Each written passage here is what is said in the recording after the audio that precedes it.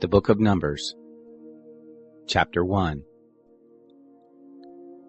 The Lord spoke to Moses in the wilderness of Sinai in the tent of meeting on the first day of the second month, in the second year after they had come out of the land of Egypt, saying, Take a census of all the congregation of the children of Israel, by their families, by their fathers' houses, according to the number of the names, every male one by one, from 20 years old and upward, all who are able to go out to war in Israel.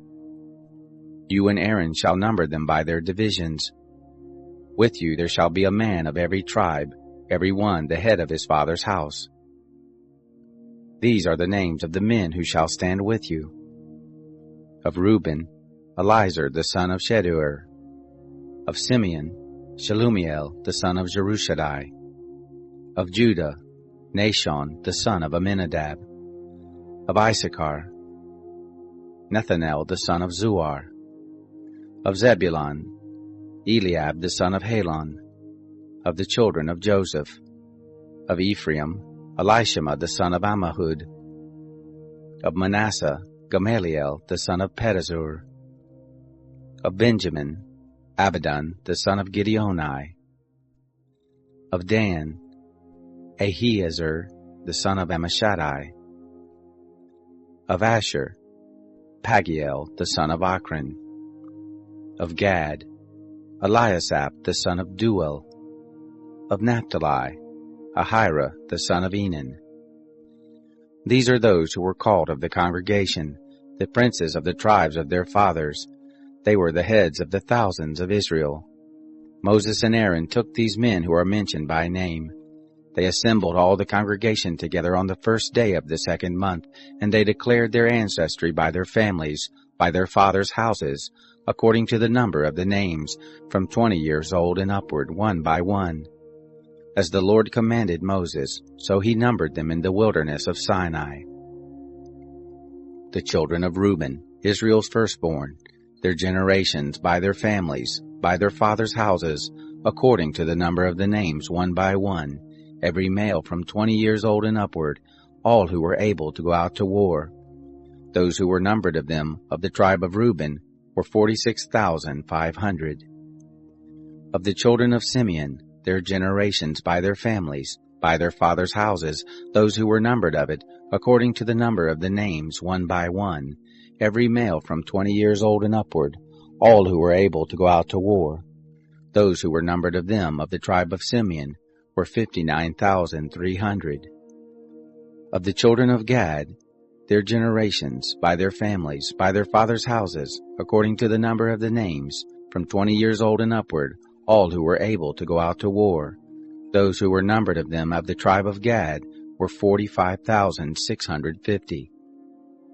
Of the children of Judah, their generations, by their families, by their fathers' houses, according to the number of the names, from 20 years old and upward, all who were able to go out to war. Those who were numbered of them, of the tribe of Judah, were 64,600. Of the children of Issachar, their generations by their families, by their fathers' houses, according to the number of the names, from 20 years old and upward, all who were able to go out to war. Those who were numbered of them, of the tribe of Issachar, were 54,400. Of the children of Zebulun, their generations by their families, by their fathers' houses, according to the number of the names, from 20 years old and upward, all who were able to go out to war. Those who were numbered of them, of the tribe of Zebulun, were 57,400. Of the children of Joseph, of the children of Ephraim, their generations by their families, by their fathers' houses, according to the number of the names, from 20 years old and upward, all who were able to go out to war. Those who were numbered of them, of the tribe of Ephraim, were 40,500. Of the children of Manasseh, their generations by their families, by their fathers' houses, according to the number of the names, from 20 years old and upward, all who were able to go out to war. Those who were numbered of them, of the tribe of Manasseh, were 32,200. Of the children of Benjamin, their generations by their families, by their fathers' houses, according to the number of the names, from 20 years old and upward, all who were able to go out to war. Those who were numbered of them, of the tribe of Benjamin, were 35,400.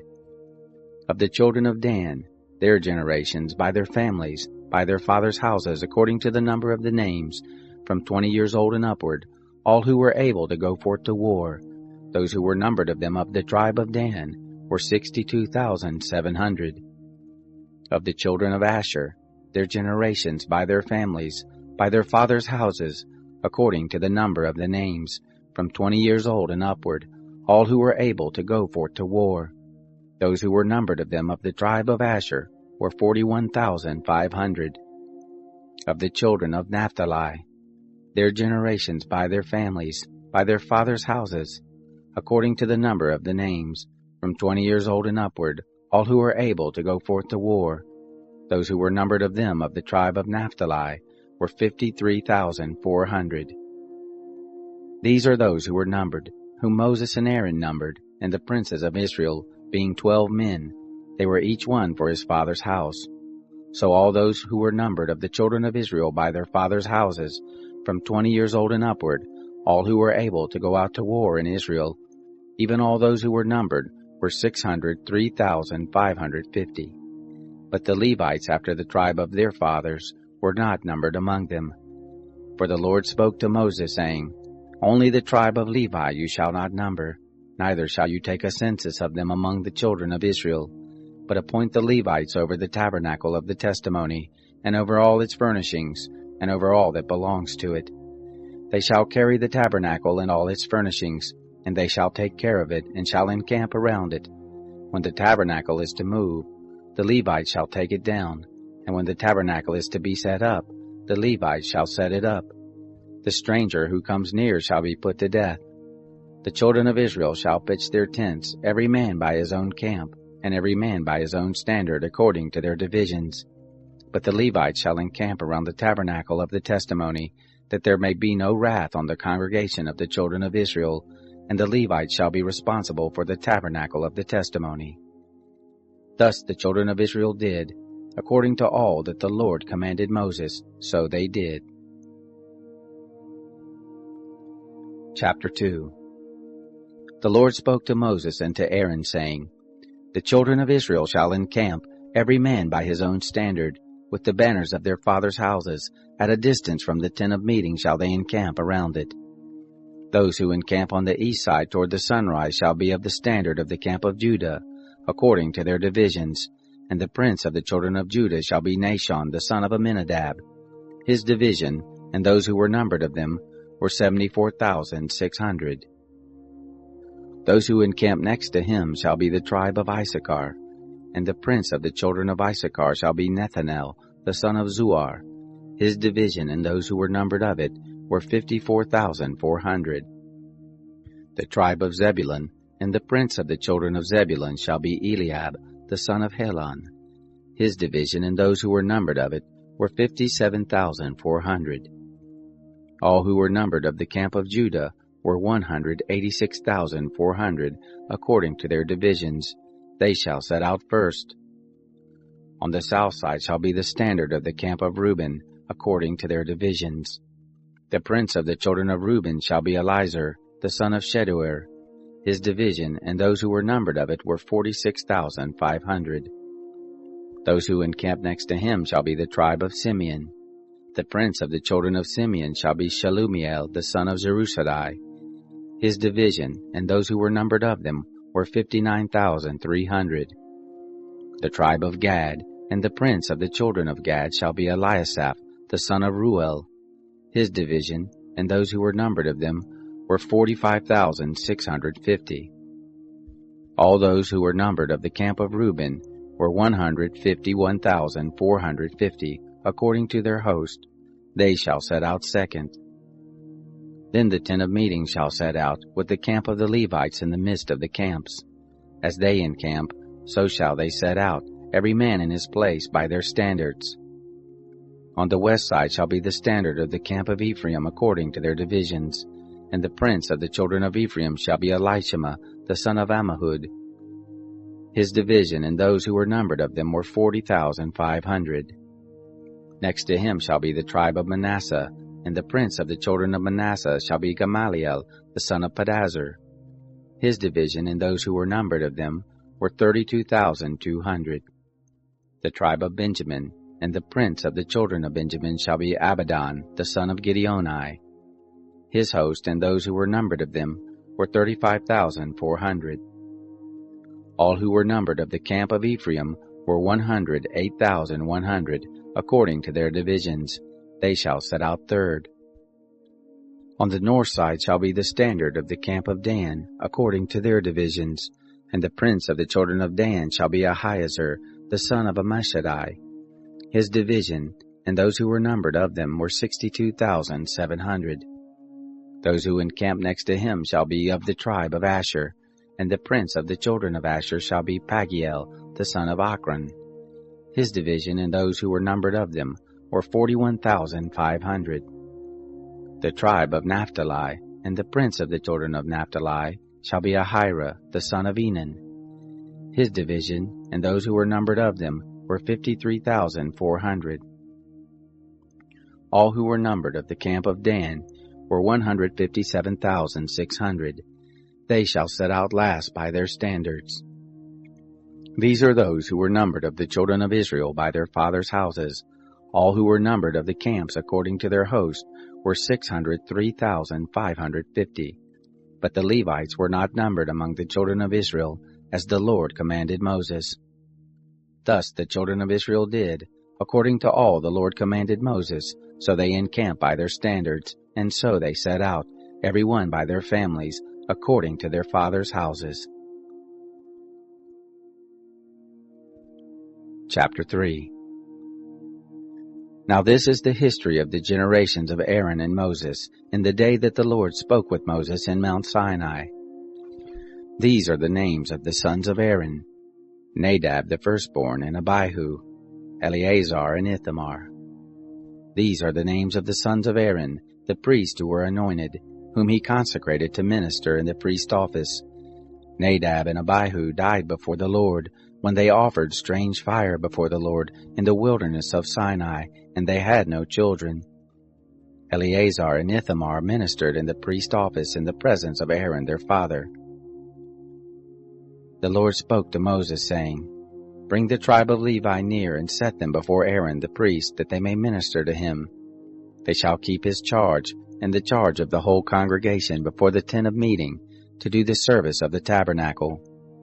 They shall keep all the furnishings of the tent of meeting, and the obligations of the children of Israel, to do the service of the tabernacle. You shall give the Levites to Aaron and to his sons. They are wholly given to him on behalf of the children of Israel. You shall appoint Aaron and his sons, and they shall keep their priesthood. The stranger who comes near shall be put to death. The Lord spoke to Moses, saying, Behold, I have taken the Levites from among the children of Israel, instead of all the firstborn who opened the womb among the children of Israel, and the Levites shall be mine, for all the firstborn are mine. On the day that I struck down all the firstborn in the land of Egypt, I made holy to me all the firstborn in Israel, both man and animal. They shall be mine. I am the Lord. The Lord spoke to Moses in the wilderness of Sinai, saying, Number the children of Levi by their fathers' houses, by their families, every male from a month old and upward shall you number. Moses numbered them according to the word of the Lord as he was commanded. These were the sons of Levi by their names, Gershon and Kohath and Merari. These are the names of the sons of Gershon by their families, Libni and Shimei. The sons of Kohath by their families, Amram and Ishar, Hebron and Uzziel. The sons of Merari by their families, Mahli and Mushai. These are the families of the Levites according to their fathers' houses. Of Gershon was the family of the Libnites, and the family of the Shimeites. These are the families of the Gershonites. Those who were numbered of them according to the number of all the males, from a month old and upward, even those who were numbered of them were 7,500. The families of the Gershonites shall encamp behind the tabernacle westward. The prince of the father's house of the Gershonites shall be Eliasaph the son of Lael. The charge of the sons of Gershon in the tent of meeting shall be the tabernacle, and the tent, its covering, and the screen for the door of the tent of meeting, and the hangings of the court, and the screen for the door of the court, which is by the tabernacle, and around the altar, and its cords for all of its service. Of Kohath was the family of the Amrites, and the family of the Isharites, and the family of the Hebronites, and the family of the Uzzielites. These are the families of the Kohathites. According to the number of all the males, from a month old and upward, there were 8,600, keeping the charge of the sanctuary. The families of the sons of Kohath shall encamp on the south side of the tabernacle. The prince of the fathers' houses of the families of the Kohathites shall be Elisaphan, the son of Uzziel. Their charge shall be the ark, the table, the lampstand, the altars, the vessels of the sanctuary with which they minister, and the screen and all its service. Eleazar the son of Aaron the priest shall be the prince of the princes of the Levites, with the oversight of those who keep the charge of the sanctuary. Of Merari was the family of the Mahlites, and the family of the Mushites. These are the families of Merari. Those who were numbered of them, according to the number of all the males, from a month old and upward, were 6,200. The prince of the fathers' houses of the families of Merari was Zuriel, the son of Abihail. They shall encamp on the north side of the tabernacle. The appointed charge of the sons of Merari shall be the tabernacle's boards, its bars, its pillars, its sockets, all its instruments, all its service, the pillars of the court around it, their sockets, their pins, and their cords. Those who encamp before the tabernacle eastward, in front of the tent of meeting toward the sunrise, shall be Moses and Aaron and his sons, keeping the charge of the sanctuary for the charge of the children of Israel. The stranger who comes near shall be put to death. All who were numbered of the Levites, whom Moses and Aaron numbered at the commandment of the Lord by their families, all the males from a month old and upward, were 22,000. The Lord said to Moses, Number all the firstborn males of the children of Israel from a month old and upward, and take the number of their names. You shall take the Levites for me, I am the Lord, instead of all the firstborn among the children of Israel, and the cattle of the Levites instead of all the firstborn among the cattle of the children of Israel. Moses numbered, as the Lord commanded him, all the firstborn among the children of Israel. All the firstborn males according to the number of names, from a month old and upward, of those who were numbered of them, were 22,273. The Lord spoke to Moses, saying, Take the Levites instead of all the firstborn among the children of Israel, and the cattle of the Levites instead of their cattle, and the Levites shall be mine. I am the Lord. For the redemption of the 273 of the firstborn of the children of Israel, who exceed the number of the Levites, you shall take 5 shekels apiece for each one. After the shekel of the sanctuary, you shall take them. The shekel is 20 gerahs. And you shall give the money, with which the remainder of them is redeemed, to Aaron and to his sons. Moses took the redemption money from those who exceeded the number of those who were redeemed by the Levites. From the firstborn of the children of Israel he took the money, 1,365 shekels, after the shekel of the sanctuary. And Moses gave the redemption money to Aaron and to his sons, according to the word of the Lord, as the Lord commanded Moses. Chapter 4. The Lord spoke to Moses and to Aaron, saying, Take a census of the sons of Kohath, from among the sons of Levi, by their families, by their fathers' houses, from 30 years old and upward, even until 50 years old, all who enter into the service, to do the work in the tent of meeting. This is the service of the sons of Kohath in the tent of meeting, the most holy things. When the camp moves forward, Aaron shall go in and his sons, and they shall take down the veil of the screen, and cover the ark of the testimony with it, and shall put a covering of sealskin on it, and shall spread over it a cloth of all blue, and shall put in its poles. On the table of the showbread they shall spread a blue cloth, and put on it the dishes, the spoons, the bowls, and the cups with which to pour out, and the continual bread shall be on it. They shall spread on them a scarlet cloth, and cover the same with a covering of sealskin, and shall put in its bowls. They shall take a blue cloth, and cover the lampstand of the light, and its lamps, and its snuffers, and its snuff dishes, and all its oil vessels, with which they minister to it. They shall put it and all its vessels with a covering of sealskin, and shall put it on the frame. On the golden altar they shall spread a blue cloth, and cover it with a covering of sealskin, and shall put in its poles. They shall take all the vessels of ministry, with which they minister in the sanctuary, and put them in a blue cloth, and cover them with a covering of sealskin, and shall put them on the frame. They shall take away the ashes from the altar, and spread a purple cloth on it. They shall put on it all its vessels, with which they minister about it, the fire pans, the flesh hooks, the shovels and the basins, all the vessels of the altar, and they shall spread on it a covering of sealskin, and put in its poles. When Aaron and his sons have finished covering the sanctuary, and all the furniture of the sanctuary, as the camp moves forward, after that the sons of Kohath shall come to carry it, but they shall not touch the sanctuary, lest they die. These things are the burden of the sons of Kohath and the tent of meeting. The charge of Eleazar the son of Aaron the priest shall be for the oil of the light, the sweet incense, the continual meal offering, and the anointing oil, the charge of all the tabernacle, and of all that is in it, the sanctuary and its furnishings. The Lord spoke to Moses and to Aaron, saying, Don't cut off the tribe of the families of the Kohathites from among the Levites, but do this to them, that they may live and not die when they approach the most holy things. Aaron and his sons shall go in, and appoint them every one to his service and his burden, but they shall not go in to see the sanctuary even for a moment, lest they die. The Lord spoke to Moses, saying, Take a census of the sons of Gershon also, by their fathers' houses, by their families. From 30 years old and upward until 50 years old shall you number them, all who enter in to wait on the service, to do the work in the tent of meeting. This is the service of the families of the Gershonites, in serving and in bearing burdens. They shall carry the curtains of the tabernacle, and the tent of meeting, its covering, and the covering of sealskin that is above on it, and the screen for the door of the tent of meeting, and the hangings of the court, and the screen for the door of the gate of the court, which is by the tabernacle and around the altar, and their cords, and all the instruments of their service, and whatever shall be done with them. Therein shall they serve.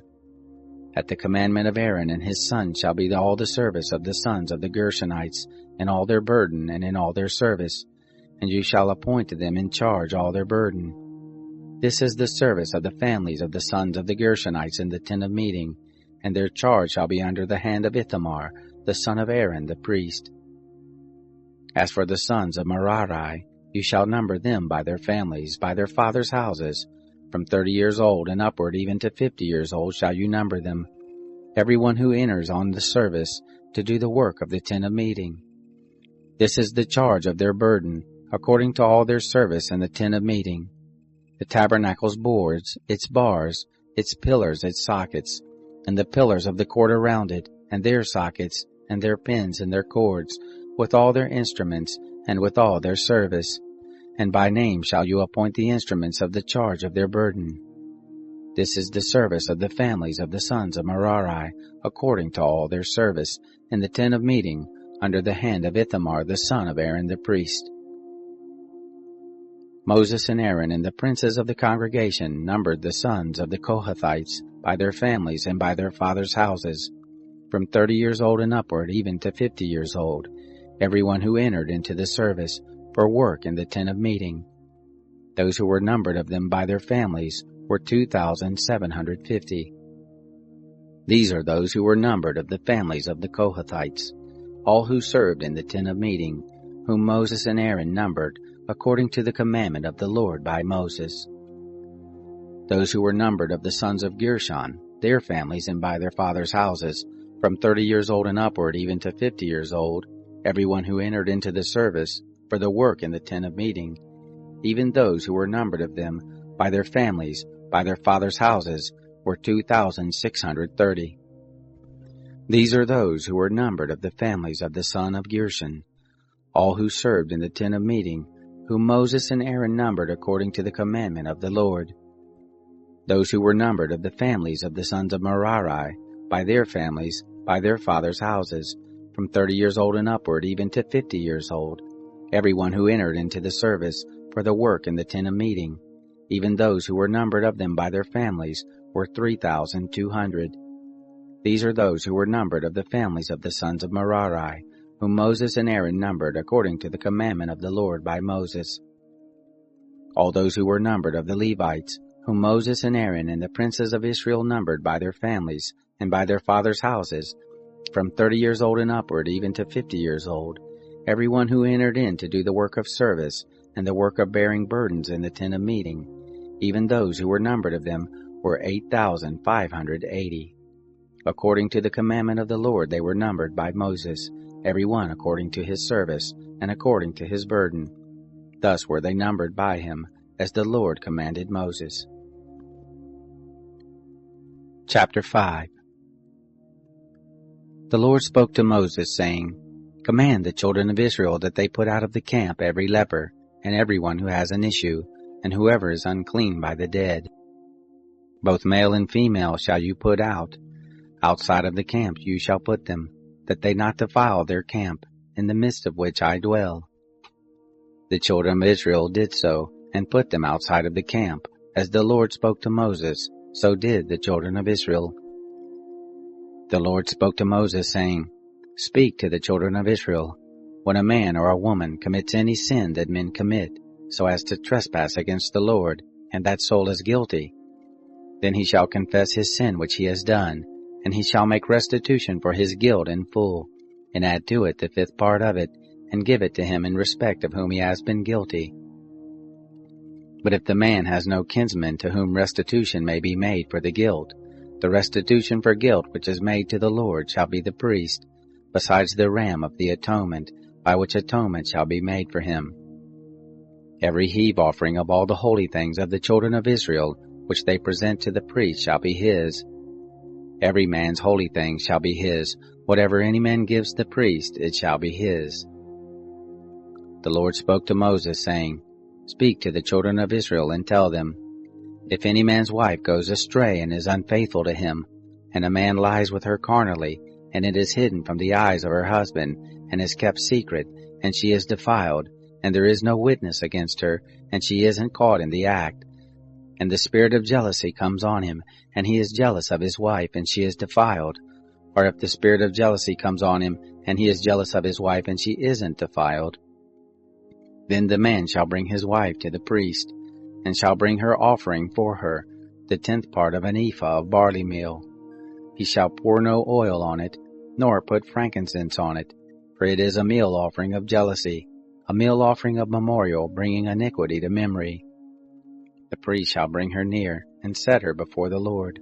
And the priest shall take holy water in an earthen vessel, and of the dust that is on the floor of the tabernacle the priest shall take, and put it into the water. The priest shall set the woman before the Lord, and let the hair of the woman's head go loose, and put the meal offering of memorial in her hands, which is the meal offering of jealousy.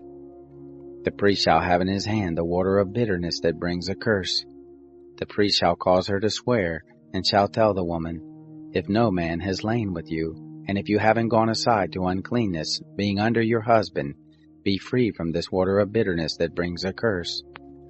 But if you have gone astray, being under your husband, and if you are defiled, and some man has lain with you besides your husband, then the priest shall cause the woman to swear with the oath of cursing, and the priest shall tell the woman, The Lord make you a curse and an oath among your people, when the Lord allows your thigh to fall away, and your body to swell. And this water that brings a curse will go into your bowels, and make your body swell and your thigh fall away. The woman shall say, Amen, Amen.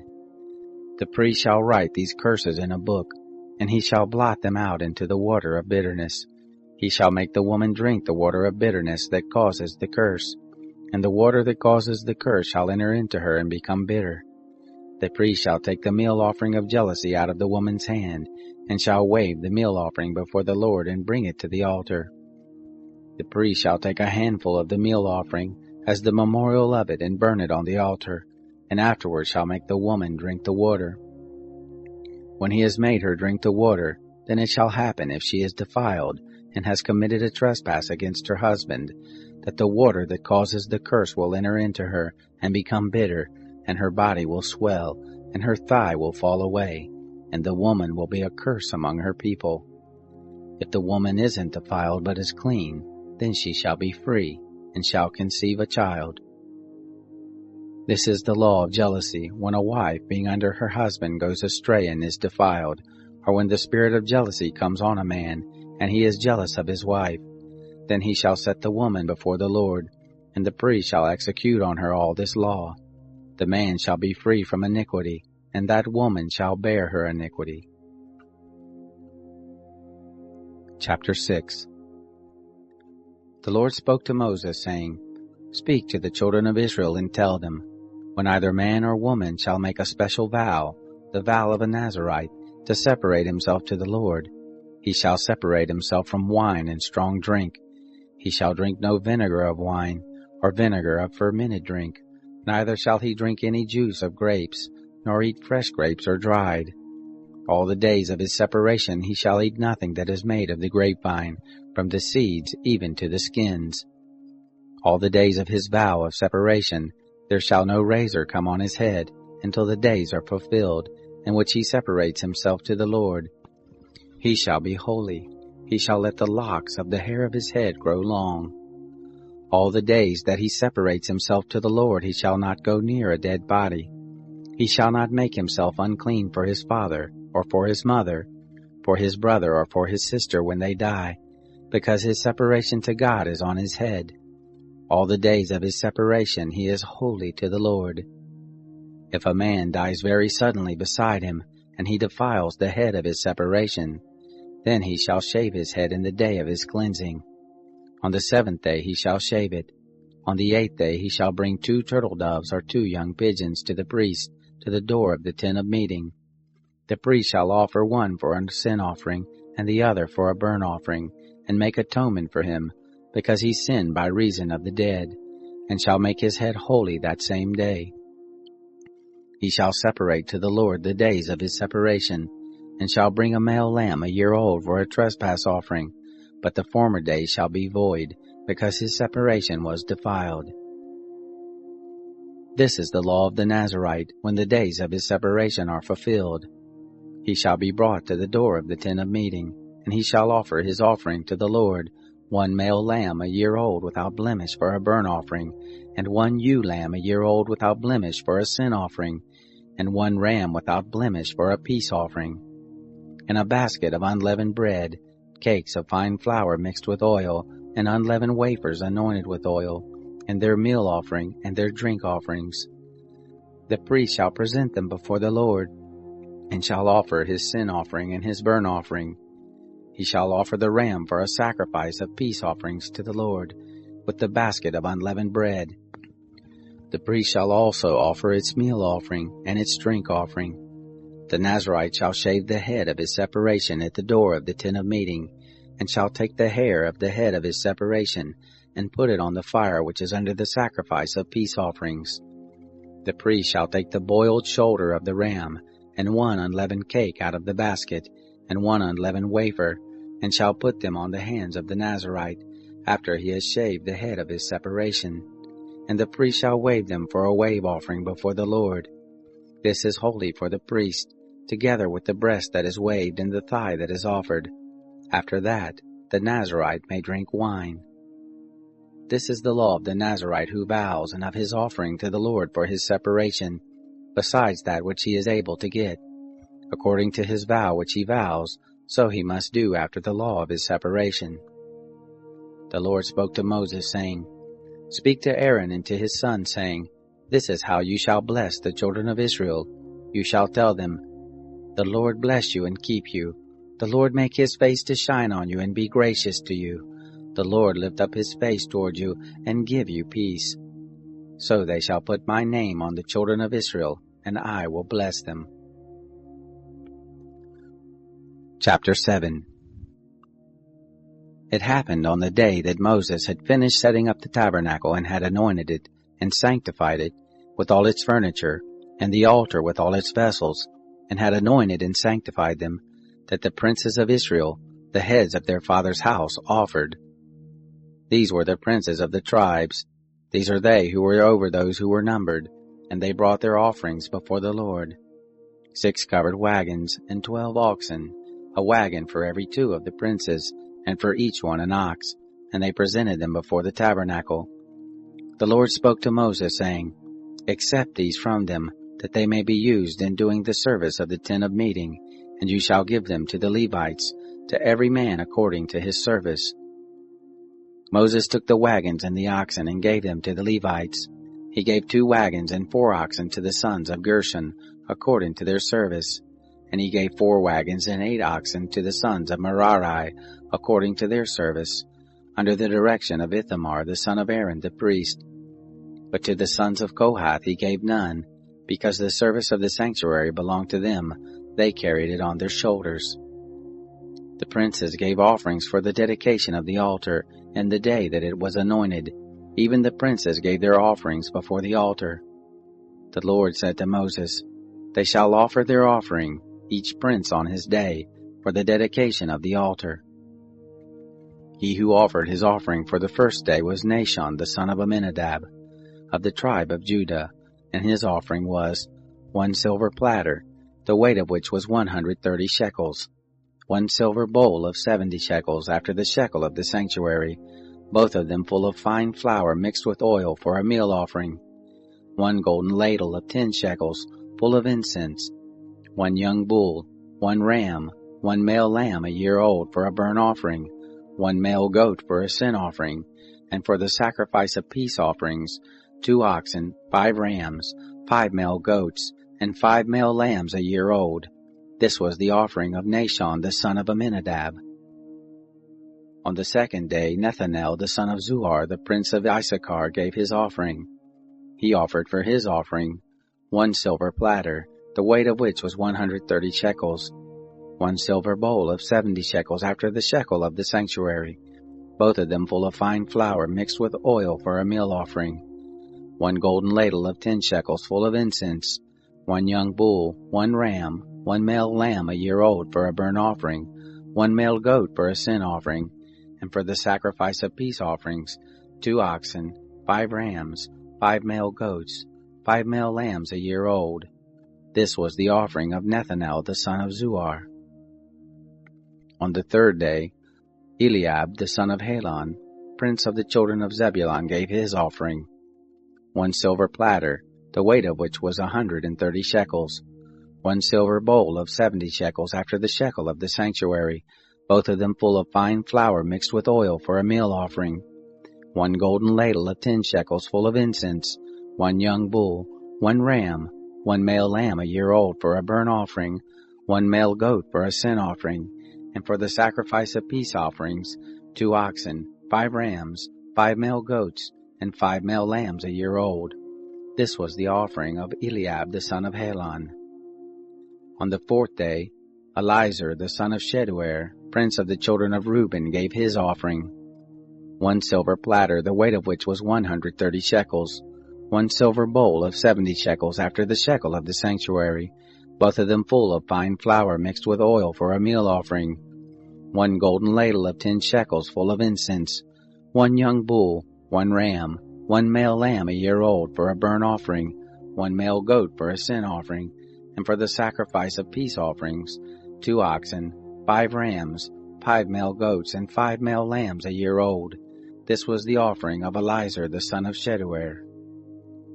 On the fifth day, Shelumiel the son of Jerushadai, prince of the children of Simeon, gave his offering, 1 silver platter, the weight of which was 130 shekels, 1 silver bowl of 70 shekels after the shekel of the sanctuary, both of them full of fine flour mixed with oil for a meal offering, 1 golden ladle of 10 shekels full of incense, 1 young bull, 1 ram, 1 male lamb a year old for a burnt offering, 1 male goat for a sin offering, and for the sacrifice of peace offerings, 2 oxen, 5 rams, 5 male goats, and 5 male lambs a year old.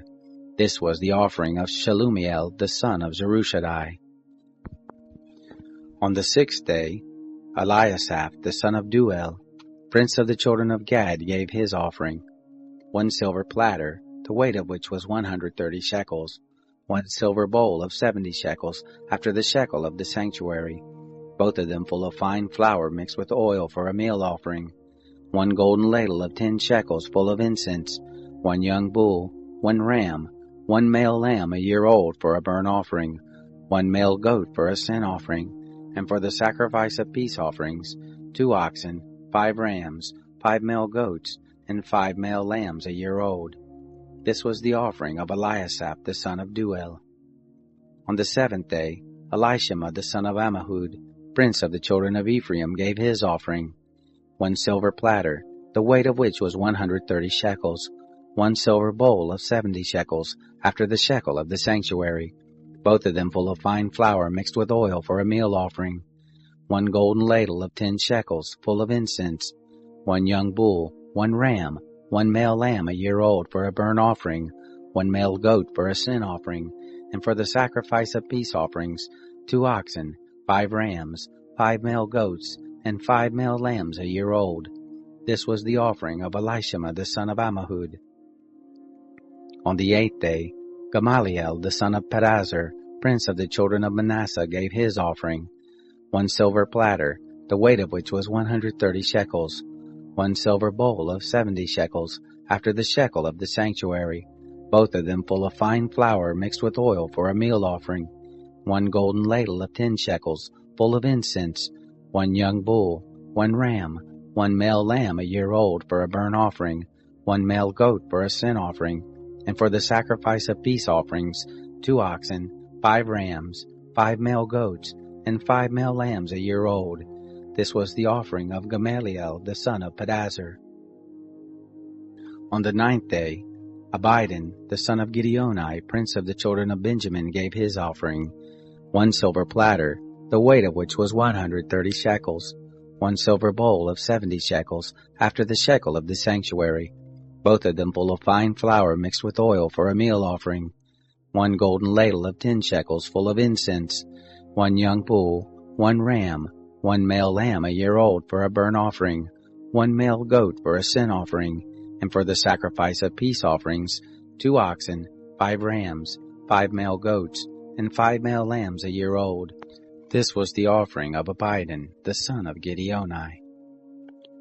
On the 10th day, Ahiezer the son of Ammishaddai, prince of the children of Dan, gave his offering, 1 silver platter, the weight of which was 130 shekels, 1 silver bowl of 70 shekels, after the shekel of the sanctuary, both of them full of fine flour mixed with oil for a meal offering, 1 golden ladle of 10 shekels, full of incense, 1 young bull, 1 ram, 1 male lamb a year old for a burnt offering, 1 male goat for a sin offering, and for the sacrifice of peace offerings, 2 oxen, 5 rams, 5 male goats, and 5 male lambs a year old.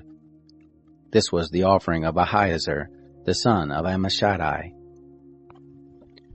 On the 11th day, Pagiel the son of Ochran, prince of the children of Asher, gave his offering, 1 silver platter, the weight of which was 130 shekels, 1 silver bowl of 70 shekels, after the shekel of the sanctuary, both of them full of fine flour mixed with oil for a meal offering, 1 golden ladle of 10 shekels, full of incense, 1 young bull, 1 ram, 1 male lamb a year old for a burnt offering, 1 male goat for a sin offering, and for the sacrifice of peace offerings, 2 oxen, 5 rams, 5 male goats, and 5 male lambs a year old. This was the offering of Pagiel the son of Ochran. On the 12th day, Ahira the son of Enan, the prince of the children of Naphtali, gave his offering, 1 silver platter, the weight of which was 130 shekels, 1 silver bowl of 70 shekels, after the shekel of the sanctuary, both of them full of fine flour mixed with oil for a meal offering, 1 golden spoon of 10 shekels, full of incense, 1 young bull, 1 ram, 1 male lamb a year old for a burnt offering, 1 male goat for a sin offering, and for the sacrifice of peace offerings, 2 oxen, 5 rams, 5 male goats, and 5 male lambs a year old. This was the offering of Ahira the son of Enan. This was the dedication of the altar, on the day when it was anointed, by the princes of Israel, 12 silver platters, 12 silver bowls, 12 golden ladles, each silver platter weighing 130 shekels, and each bowl 70. All the silver of the vessels, 2,400 shekels, after the shekel of the sanctuary. The 12 golden ladles full of incense, weighing 10 shekels apiece, after the shekel of the sanctuary. All the gold of the ladles weighed 120 shekels. All the oxen for the burnt offering, 12 bulls, the rams 12, the male lambs a year old 12, and their meal offering, and the male goats for a sin offering 12. And all the oxen for the sacrifice of peace offerings, 24 bulls, the rams 60, the male goats 60, the male lambs a year old 60. This was the dedication of the altar after it was anointed. When Moses went into the tent of meeting to speak with the Lord, he heard his voice speaking to him from above the mercy seat that was on the ark of the testimony, from between the 2 cherubim, and he spoke to him. Chapter 8. The Lord spoke to Moses, saying, Speak to Aaron and tell him, When you light the lamps, the 7 lamps shall give light in front of the lampstand. Aaron did so. He lit its lamps to light the area in front of the lampstand as the Lord commanded Moses. This was the workmanship of the lampstand, beaten work of gold. From its base to its flowers it was beaten work, according to the pattern which the Lord had showed Moses, so he made the lampstand. The Lord spoke to Moses, saying, Take the Levites from among the children of Israel and cleanse them. Thus shall you do to them to cleanse them. Sprinkle the water of cleansing on them. Let them shave their whole bodies with a razor, and let them wash their clothes and cleanse themselves.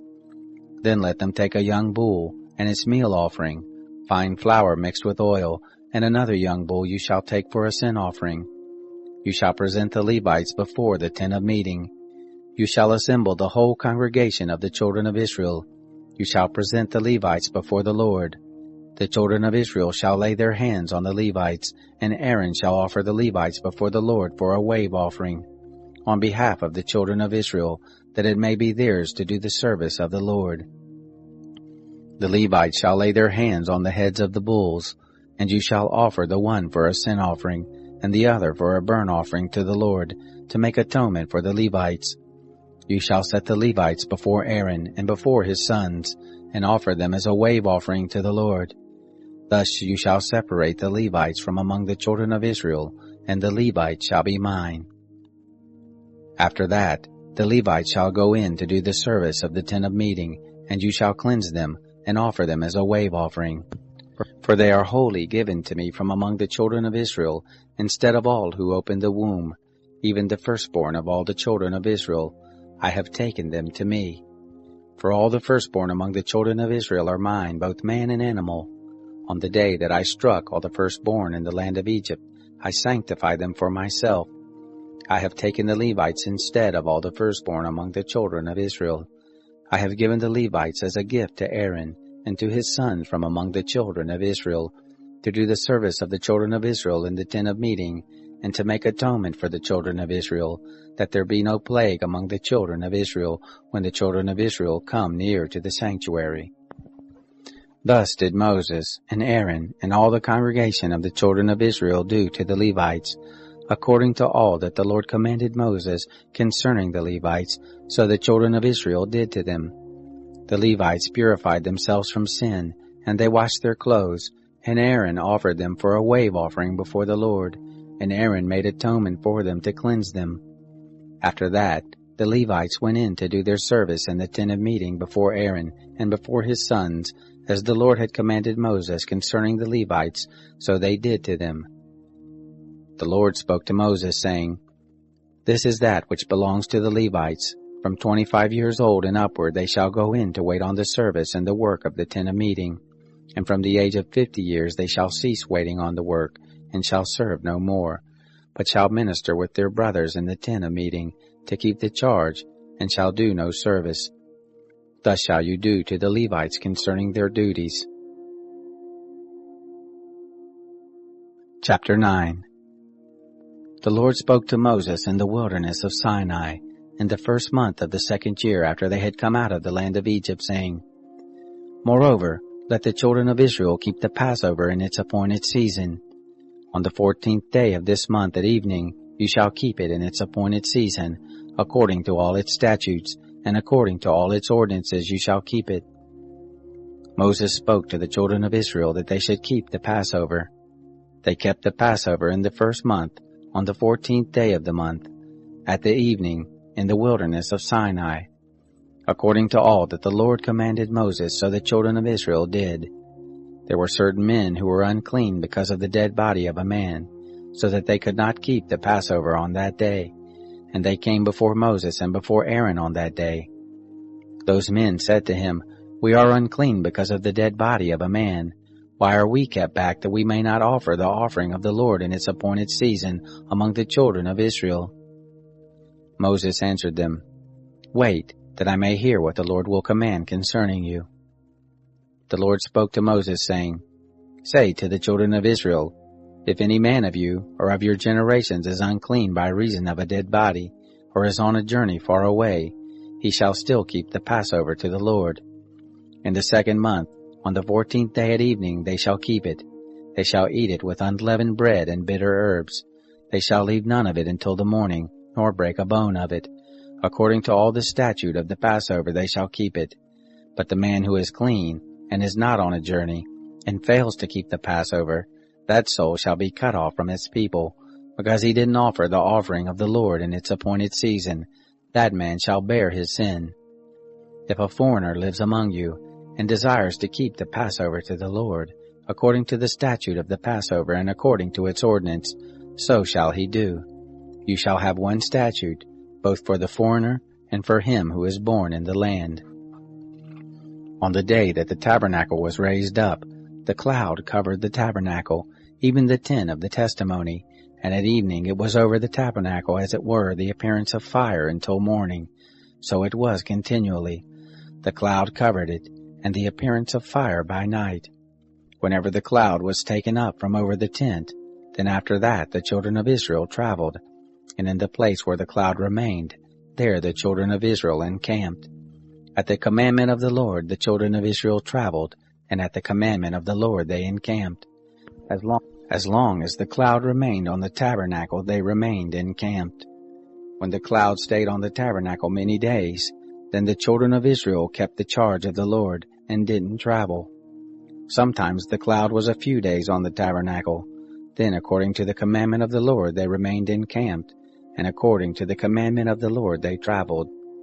Sometimes the cloud was from evening until morning, and when the cloud was taken up in the morning they traveled, or by day and by night, when the cloud was taken up they traveled. Whether it was 2 days, or a month, or a year that the cloud stayed on the tabernacle, remaining on it, the children of Israel remained encamped and didn't travel. But when it was taken up, they traveled. At the commandment of the Lord they encamped, and at the commandment of the Lord they traveled. They kept the charge of the Lord, at the commandment of the Lord by Moses. Chapter 10. The Lord spoke to Moses, saying, "Make 2 trumpets of silver, of beaten work shall you make them, and you shall use them for the calling of the congregation, and for the journeying of the camps. When they shall blow them, all the congregation shall gather themselves to you at the door of the tent of meeting. If they blow but one, then the princes, the heads of the thousands of Israel, shall gather themselves to you. When you blow an alarm, the camps that lie on the east side shall take their journey. When you blow an alarm the second time, the camps that lie on the south side shall take their journey. They shall blow an alarm for their journeys. But when the assembly is to be gathered together, you shall blow, but you shall not sound an alarm. The sons of Aaron, the priests, shall blow the trumpets, and this shall be to you for a statute forever throughout your generations. When you go to war in your land against the adversary who oppresses you, then you shall sound an alarm with the trumpets, and you shall be remembered before the Lord your God, and you shall be saved from your enemies. Also in the day of your gladness, and in your set feast, and in the beginnings of your months, you shall blow the trumpets over your burnt offerings, and over the sacrifices of your peace offerings, and they shall be to you for a memorial before your God. I am the Lord your God. It happened in the 2nd year, in the 2nd month, on the 20th day of the month, that the cloud was taken up from over the tent of the testimony. The children of Israel set forward according to their journeys out of the wilderness of Sinai, and the cloud abode in the wilderness of Paran. They first took their journey according to the commandment of the Lord by Moses. In the first place, the standard of the camp of the children of Judah set forward, according to their host, and over his host was Nahshon the son of Amminadab. Over the host of the tribe of the children of Issachar was Nethanel the son of Zuar. Over the host of the tribe of the children of Zebulun was Eliab the son of Helon. The tent was taken down, and the sons of Gershon and the sons of Merari, who bore the tent, set forward. The standard of the camp of Reuben set forward according to their host, and over his host was Elizur the son of Sheduer. Over the host of the tribe of the children of Simeon was Shelumiel the son of Jerushadai. Over the host of the tribe of the children of Gad was Eliasaph the son of Duel. The Kohathites set forward, bearing the sanctuary, and the others did set up the tent against their coming. The standard of the camp of the children of Ephraim set forward according to their host, and over his host was Elishama the son of Ammihud. Over the host of the tribe of the children of Manasseh was Gamaliel the son of Pedazur. Over the host of the tribe of the children of Benjamin was Abidan the son of Gideoni. The standard of the camp of the children of Dan, which was the rearward of all the camps, set forward according to their host, and over his host was Ahazar the son of Ammishaddai. Over the host of the tribe of the children of Asher was Pagiel the son of Ochran. Over the host of the tribe of the children of Naphtali was Ahira the son of Enan. Thus were the travels of the children of Israel according to their host, and they set forward. Moses said to Hobab the son of Ruel the Midianite, Moses' father-in-law, "We are journeying to the place of which the Lord said, I will give it to you. Come with us, and we will do you good, for the Lord has spoken good concerning Israel." He said to him, "I will not go, but I will depart to my own land and to my relatives." He said, "Don't leave us, please, because you know how we are to encamp in the wilderness, and you shall be to us instead of eyes. It shall be, if you go with us, yes, it shall be, that whatever good the Lord shall do to us, the same we will do to you." They set forward from the mount of the Lord 3 days' journey, and the ark of the covenant of the Lord went before them 3 days' journey to seek out a resting place for them. The cloud of the Lord was over them by day when they set forward from the camp. It happened, when the ark set forward, that Moses said, "Rise up, O Lord, and let your enemies be scattered, and let those who hate you flee before you." When it rested, he said, "Return, O Lord, to the 10,000s of the thousands of Israel." Chapter 11. The people were as murmurers, speaking evil in the ears of the Lord.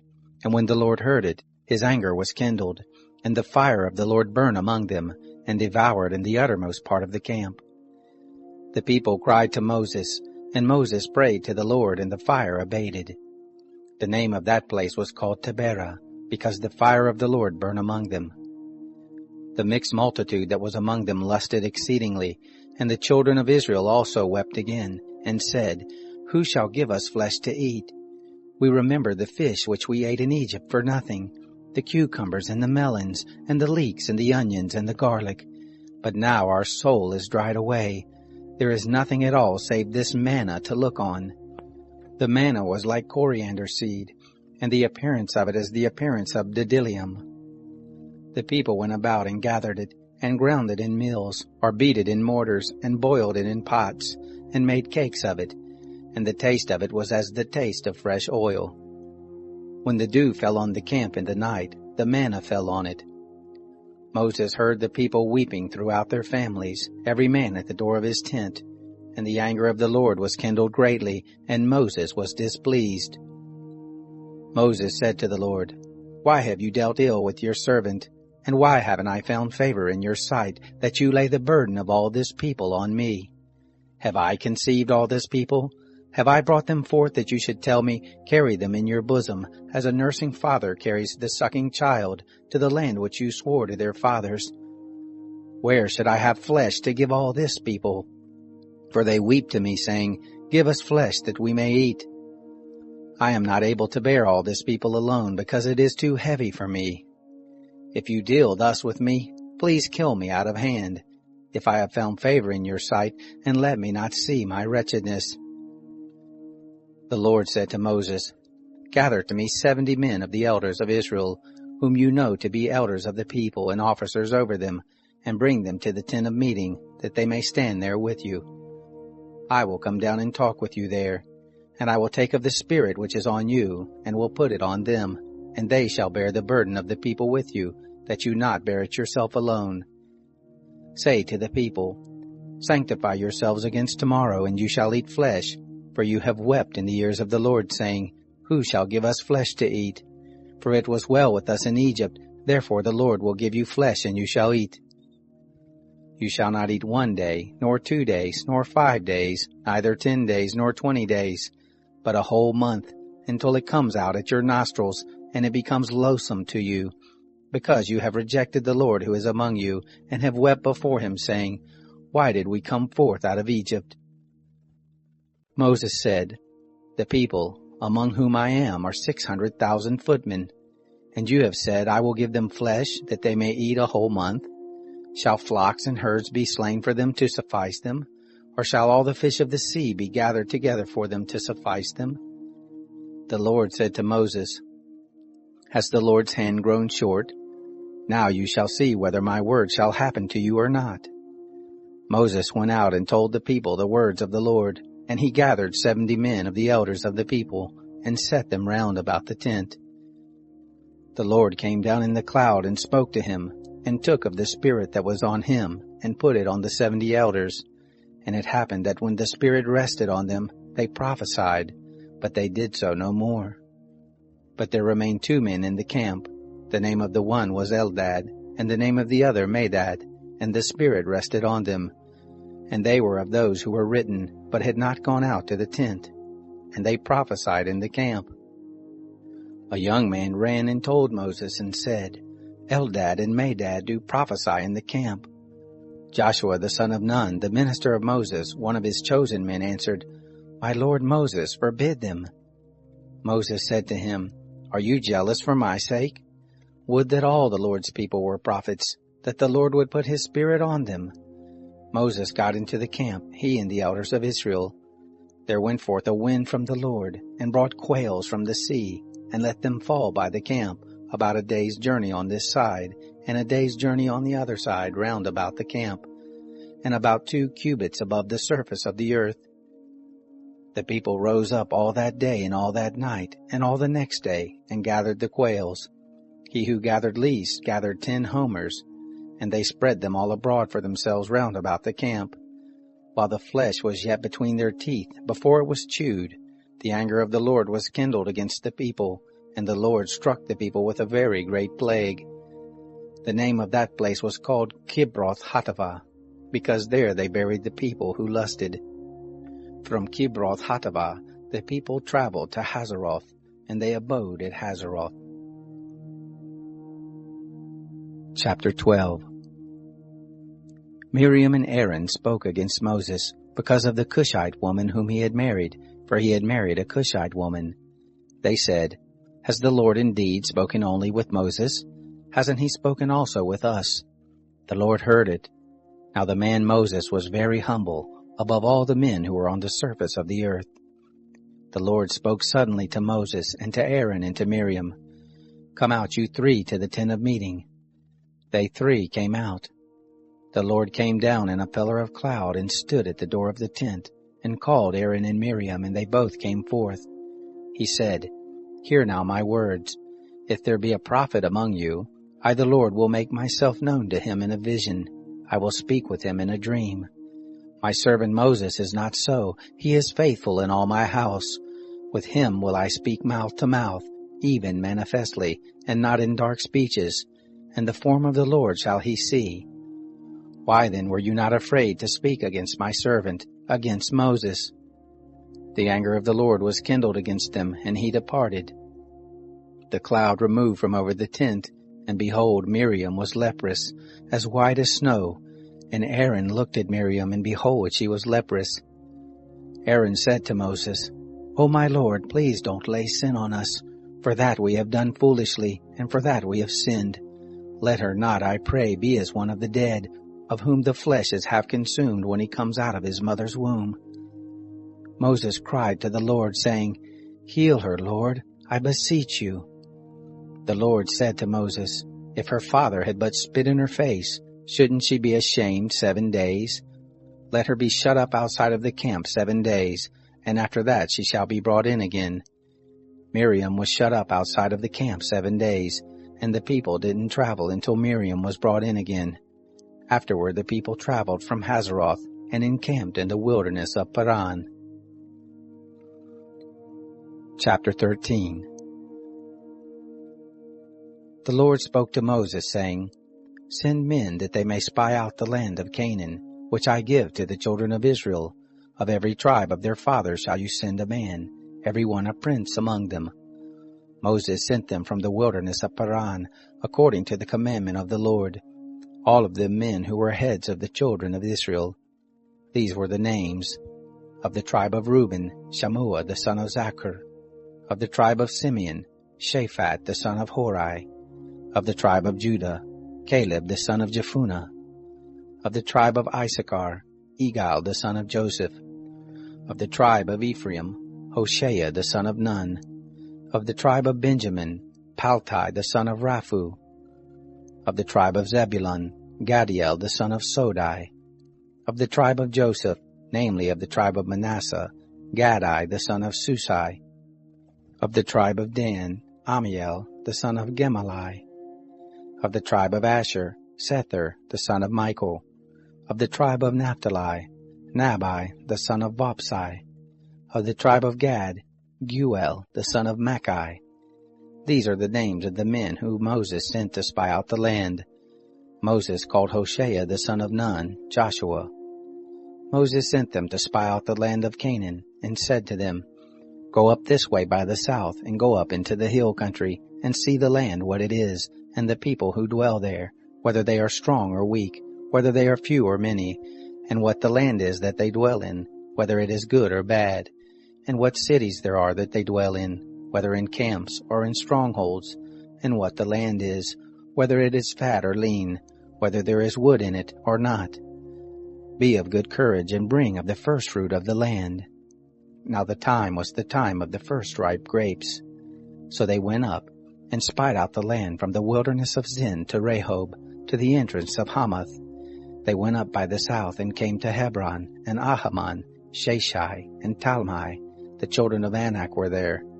Now Hebron was built 7 years before Zoan in Egypt.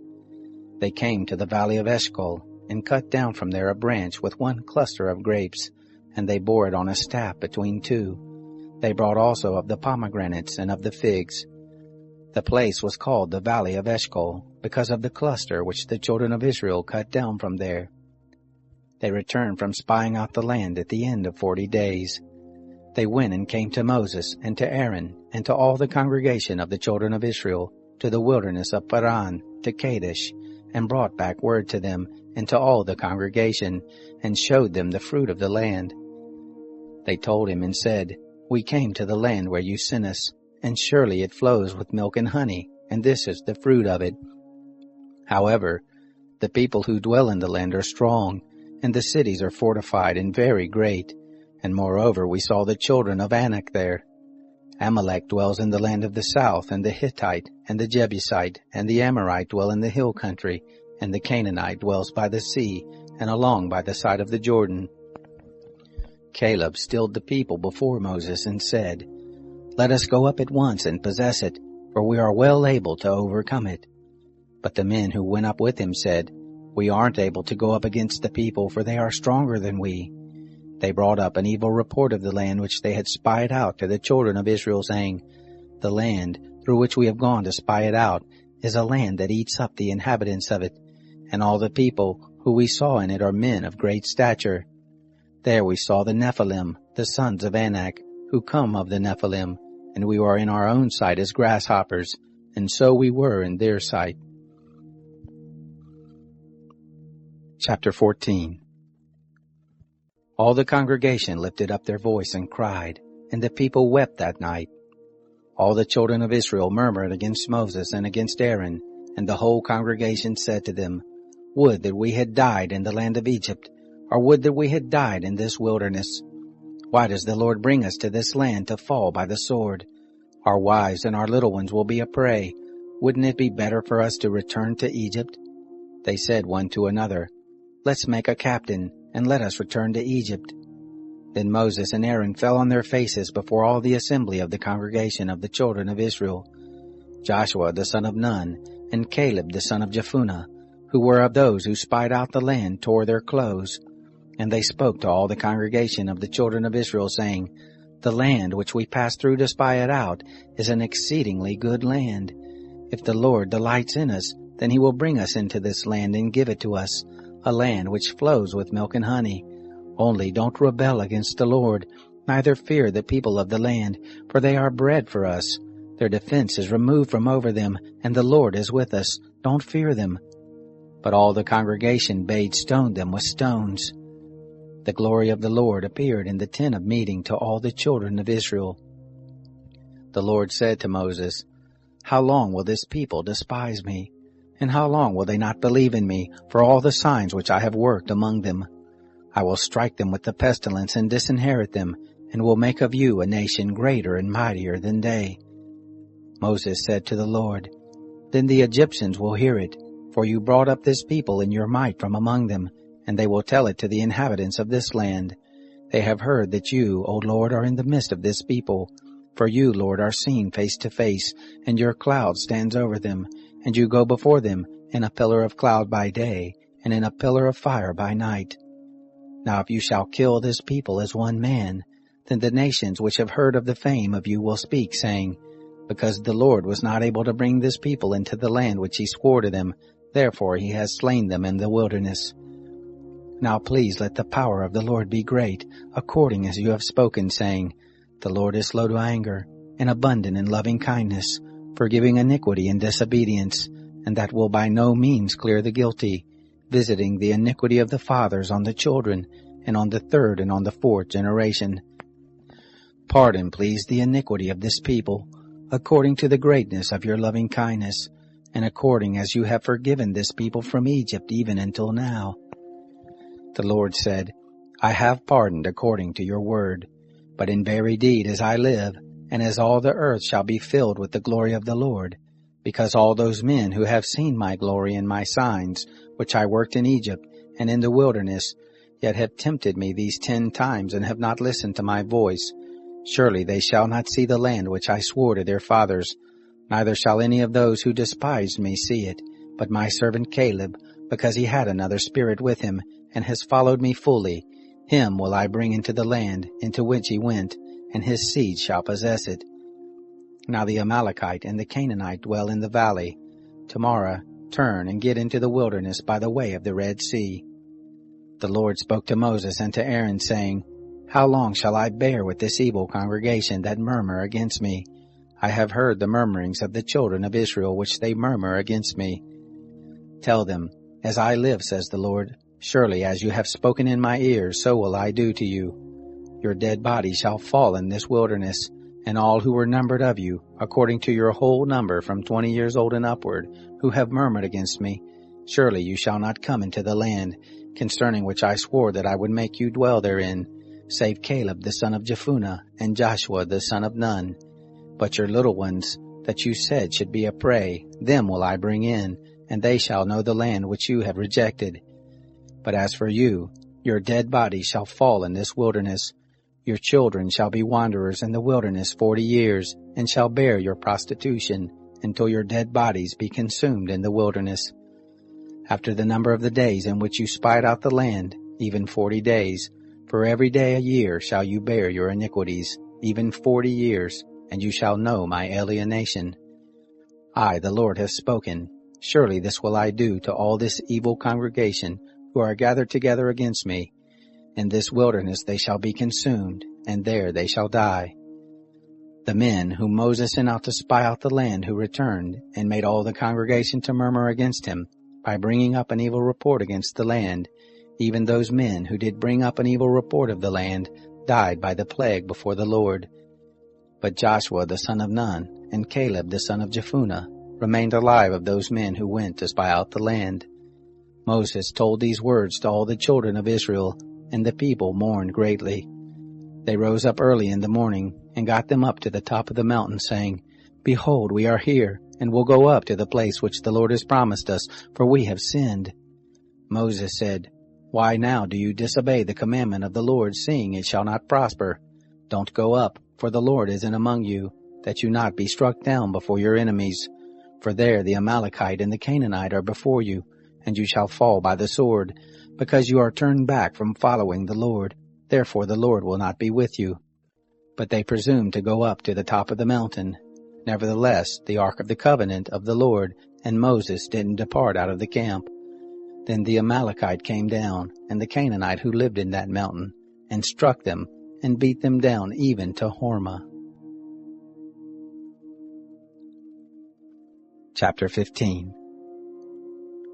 The Lord spoke to Moses, saying, Speak to the children of Israel, and tell them, When you are come into the land of your habitations which I give to you, and will make an offering by fire to the Lord, a burnt offering or a sacrifice, to accomplish a vow, or as a freewill offering, or in your set feast, to make a sweet savor to the Lord, of the herd or of the flock, then shall he who offers his offering offer to the Lord a meal offering of 1/10 part of an ephah of fine flour, mixed with the 4th part of a hin of oil, and wine for the drink offering, the 4th part of a hin, shall you prepare with the burnt offering, or for the sacrifice, for each lamb.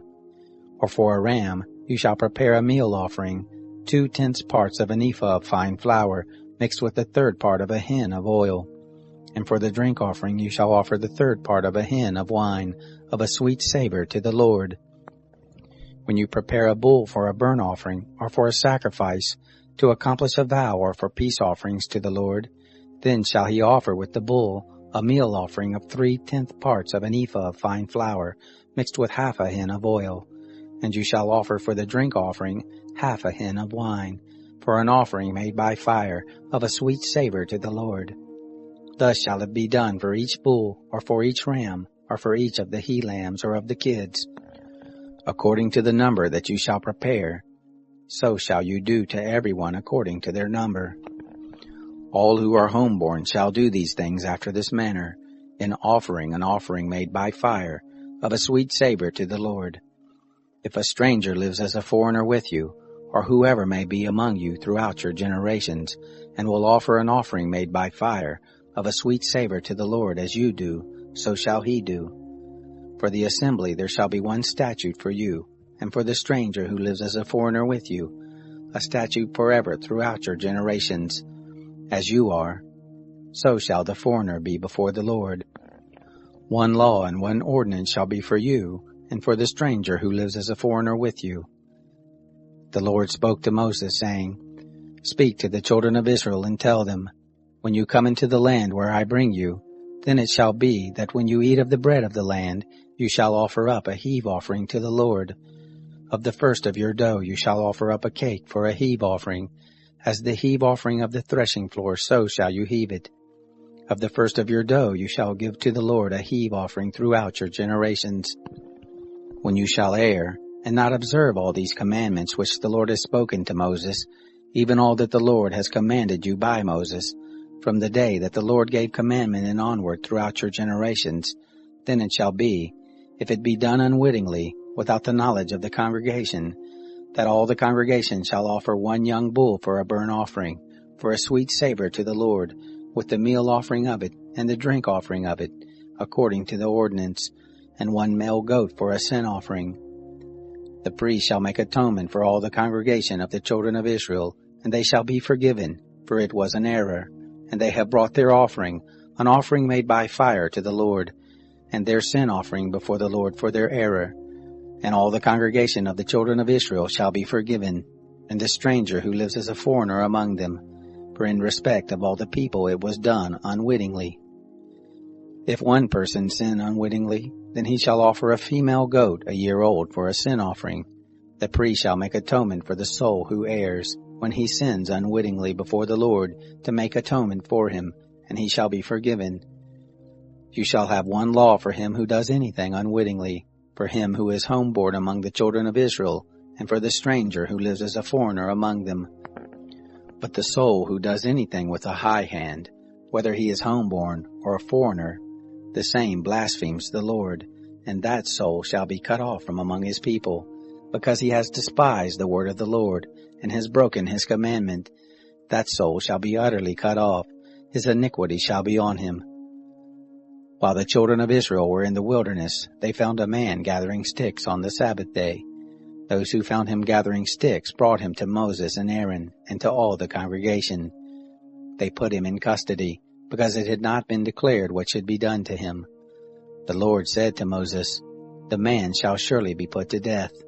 All the congregation shall stone him with stones outside of the camp."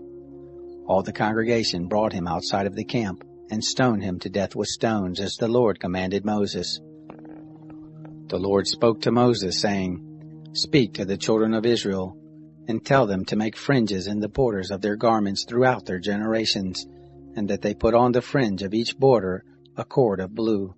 And it shall be to you for a fringe, that you may look on it, and remember all the commandments of the Lord, and do them, and that you do not follow after your own heart and your own eyes, after which you used to play the prostitute, that you may remember and do all my commandments, and be holy to your God.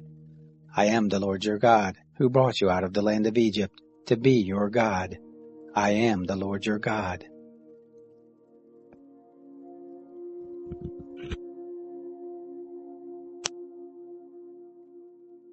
Chapter 16. Now Korah, the son of Izhar, the son of Kohath, the son of Levi, with Dathan and Abiram, the sons of Eliab, and On, the son of Peleth, sons of Reuben, took men, and they rose up before Moses, with certain of the children of Israel, 250 princes of the congregation, called to the assembly, men of renown.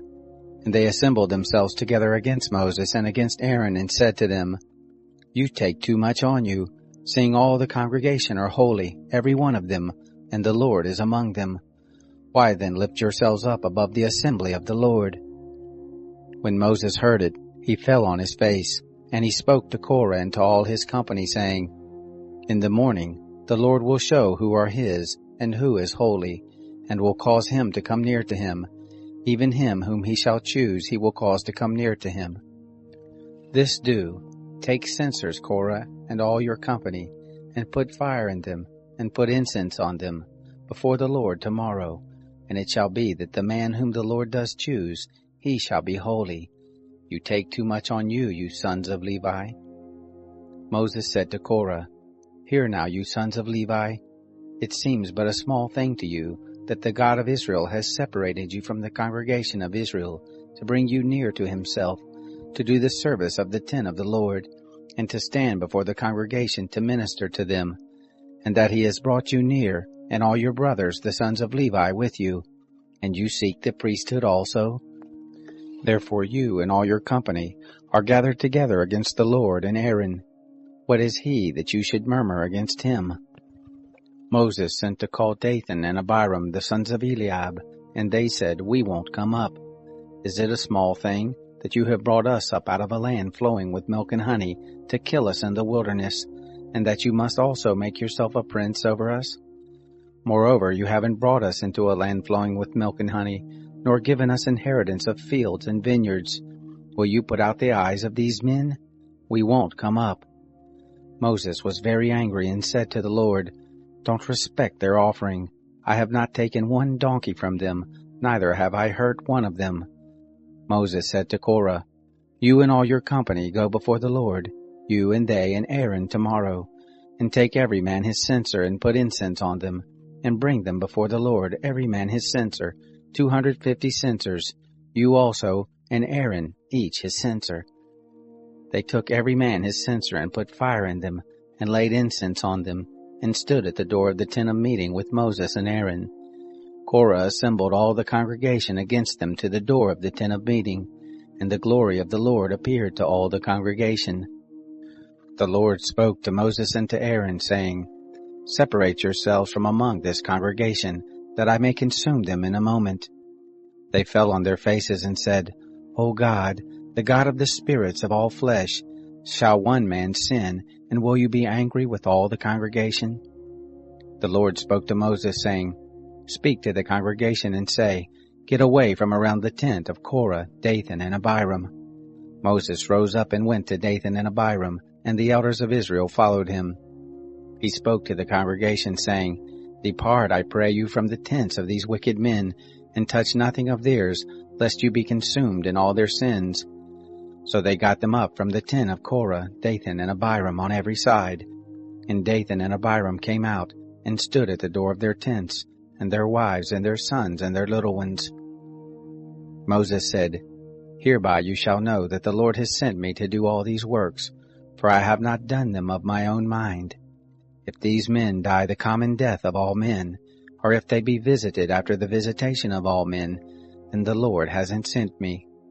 But if the Lord makes a new thing, and the ground opens its mouth and swallows them up, with all that pertains to them, and they go down alive into Sheol, then you shall understand that these men have despised the Lord.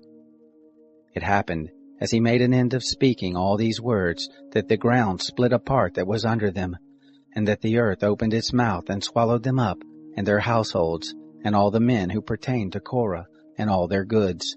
So they, and all that belonged to them, went down alive into Sheol, and the earth closed on them, and they perished from among the assembly. All Israel that were round about them fled at the cry of them, for they said, Lest the earth swallow us up. Fire came forth from the Lord, and devoured the 250 men who offered the incense. The Lord spoke to Moses, saying, Speak to Eleazar the son of Aaron the priest, that he take up the censers out of the burning, and scatter the fire yonder, for they are holy, even the censers of these sinners against their own lives, and let them be made beaten plates for a covering of the altar, for they offered them before the Lord, therefore they are holy, and they shall be a sign to the children of Israel. Eleazar the priest took the brazen censers, which those who were burnt had offered, and they beat them out for a covering of the altar, to be a memorial to the children of Israel, to the end that no stranger, who isn't of the seed of Aaron, comes near to burn incense before the Lord, that he not be as Korah, and as his company, as the Lord spoke to him by Moses. But on the next day, all the congregation of the children of Israel murmured against Moses and against Aaron, saying, You have killed the people of the Lord. It happened, when the congregation was assembled against Moses and against Aaron, that they looked toward the tent of meeting, and behold, the cloud covered it, and the glory of the Lord appeared. Moses and Aaron came to the front of the tent of meeting. The Lord spoke to Moses, saying, Get away from among this congregation, that I may consume them in a moment. They fell on their faces. Moses said to Aaron, Take your censer, and put fire on it from off the altar, and lay incense on it, and carry it quickly to the congregation, and make atonement for them, for there is wrath gone out from the Lord, the plague has begun. Aaron took as Moses spoke, and ran into the midst of the assembly, and behold, the plague had begun among the people. And he put on the incense and made atonement for the people. He stood between the dead and the living, and the plague was stopped. Now those who died by the plague were 14,700, besides those who died about the matter of Korah. Aaron returned to Moses to the door of the tent of meeting, and the plague was stopped. Chapter 17. The Lord spoke to Moses, saying, Speak to the children of Israel, and take of them rods, one for each father's house, of all their princes according to their fathers' houses, 12 rods. Write every man's name on his rod. You shall write Aaron's name on the rod of Levi, for there shall be 1 rod for each head of their fathers' houses. You shall lay them up in the tent of meeting before the testimony where I meet with you. It shall happen that the rod of the man whom I shall choose shall bud, and I will make to cease from me the murmurings of the children of Israel, which they murmur against you. Moses spoke to the children of Israel, and all their princes gave him rods, for each prince 1 according to their fathers' houses, even 12 rods, and the rod of Aaron was among their rods. Moses laid up the rods before the Lord in the tent of the testimony. It happened on the next day that Moses went into the tent of the testimony, and behold, the rod of Aaron for the house of Levi was budded, and put forth buds, and produced blossoms, and bore ripe almonds. Moses brought out all the rods from before the Lord to all the children of Israel, and they looked, and took every man his rod. The Lord said to Moses, Put back the rod of Aaron before the testimony, to be kept for a token against the children of rebellion, that you may make an end of their murmurings against me, that they not die. Thus Moses did as the Lord commanded him. The children of Israel spoke to Moses, saying, Behold, we perish, we are undone, we are all undone. Everyone who comes near to the tent of the Lord dies. Shall we perish all of us? Chapter 18. The Lord said to Aaron, You and your sons and your father's house with you shall bear the iniquity of the sanctuary, and you and your sons with you shall bear the iniquity of your priesthood. Your brothers also, the tribe of Levi, the tribe of your father, bring near with you, that they may be joined to you and minister to you. But you and your sons shall be before the tent of the testimony. They shall keep your charge, and the charge of all the tent. Only they shall not come near to the vessels of the sanctuary and to the altar, that they not die, neither they nor you. They shall be joined to you, and keep the charge of the tent of meeting for all the service of the tent, and a stranger shall not come near to you. You shall keep the charge of the sanctuary and the charge of the altar, that there be wrath no more on the children of Israel. Behold, I have taken your brothers the Levites from among the children of Israel. To you they are a gift, given to the Lord to do the service of the tent of meeting. You and your sons with you shall keep your priesthood for everything of the altar, and for that within the veil, and you shall serve. I give you the priesthood as a service of gift, and the stranger who comes near shall be put to death. The Lord spoke to Aaron, Behold, I have given you the charge of my heave offerings, even all the holy things of the children of Israel. To you have I given them by reason of the anointing, and to your sons as a portion forever. This shall be yours of the most holy things, reserved from the fire. Every offering of theirs, even every meal offering of theirs, and every sin offering of theirs, and every trespass offering of theirs, which they shall render to me, shall be most holy for you and for your sons. As the most holy things shall you eat of it, every male shall eat of it, it shall be holy to you. This is yours, the heave offering of their gift, even all the wave offerings of the children of Israel. I have given them to you and to your sons and to your daughters with you, as a portion forever. Everyone who is clean in your house shall eat of it. All the best of the oil, and all the best of the vintage and of the grain, the first fruits of them which they give to the Lord, to you have I given them. The first ripe fruits of all that is in their land, which they bring to the Lord, shall be yours. Everyone who is clean in your house shall eat of it. Everything devoted in Israel shall be yours. Everything that opens the womb of all flesh which they offer to the Lord, both of man and animal, shall be yours. Nevertheless, the firstborn of man shall you surely redeem, and the firstborn of unclean animals shall you redeem. Those who are to be redeemed of them from a month old shall you redeem, according to your estimation, for the money of 5 shekels, after the shekel of the sanctuary. The same is 20 gerahs. But the firstborn of a cow, or the firstborn of a sheep, or the firstborn of a goat you shall not redeem. They are holy. You shall sprinkle their blood on the altar, and shall burn their fat for an offering made by fire, for a sweet savor to the Lord. The flesh of them shall be yours, as the way breast, and as the right thigh it shall be yours. All the heave offerings of the holy things which the children of Israel offer to the Lord have I given you, and your sons and your daughters with you, as a portion forever. It is a covenant of salt forever before the Lord to you and to your seed with you. The Lord said to Aaron, You shall have no inheritance in their land, neither shall you have any portion among them. I am your portion, and your inheritance among the children of Israel. To the children of Levi, behold, I have given all the tithe in Israel for an inheritance, in return for their service which they serve, even the service of the tent of meeting. Henceforth the children of Israel shall not come near the tent of meeting, lest they bear sin and die. But the Levites shall do the service of the tent of meeting, and they shall bear their iniquity. It shall be a statute forever throughout your generations, and among the children of Israel they shall have no inheritance. For the tithe of the children of Israel, which they offer as a heave offering to the Lord, I have given to the Levites for an inheritance. Therefore I have said to them, Among the children of Israel they shall have no inheritance. The Lord spoke to Moses, saying, Moreover you shall speak to the Levites and tell them, When you take of the children of Israel the tithe which I have given you from them for your inheritance, then you shall offer up a heave offering of it for the Lord, a tithe of the tithe. Your heave offering shall be reckoned to you, as though it were the grain of the threshing floor, and as the fullness of the winepress. Thus you also shall offer a heave offering to the Lord of all your tithes, which you receive of the children of Israel, and of it you shall give the Lord's heave offering to Aaron the priest. Out of all your gifts you shall offer every heave offering of the Lord, of all the best of it, even the holy part of it out of it. Therefore you shall tell them, when you heave the best of it from it, then it shall be reckoned to the Levites as the increase of the threshing floor, and as the increase of the winepress. You shall eat it in every place, you and your households, for it is your reward in return for your service in the tent of meeting. You shall bear no sin by reason of it, when you have heaved from it the best of it, and you shall not profane the holy things of the children of Israel, that you not die. Chapter 19.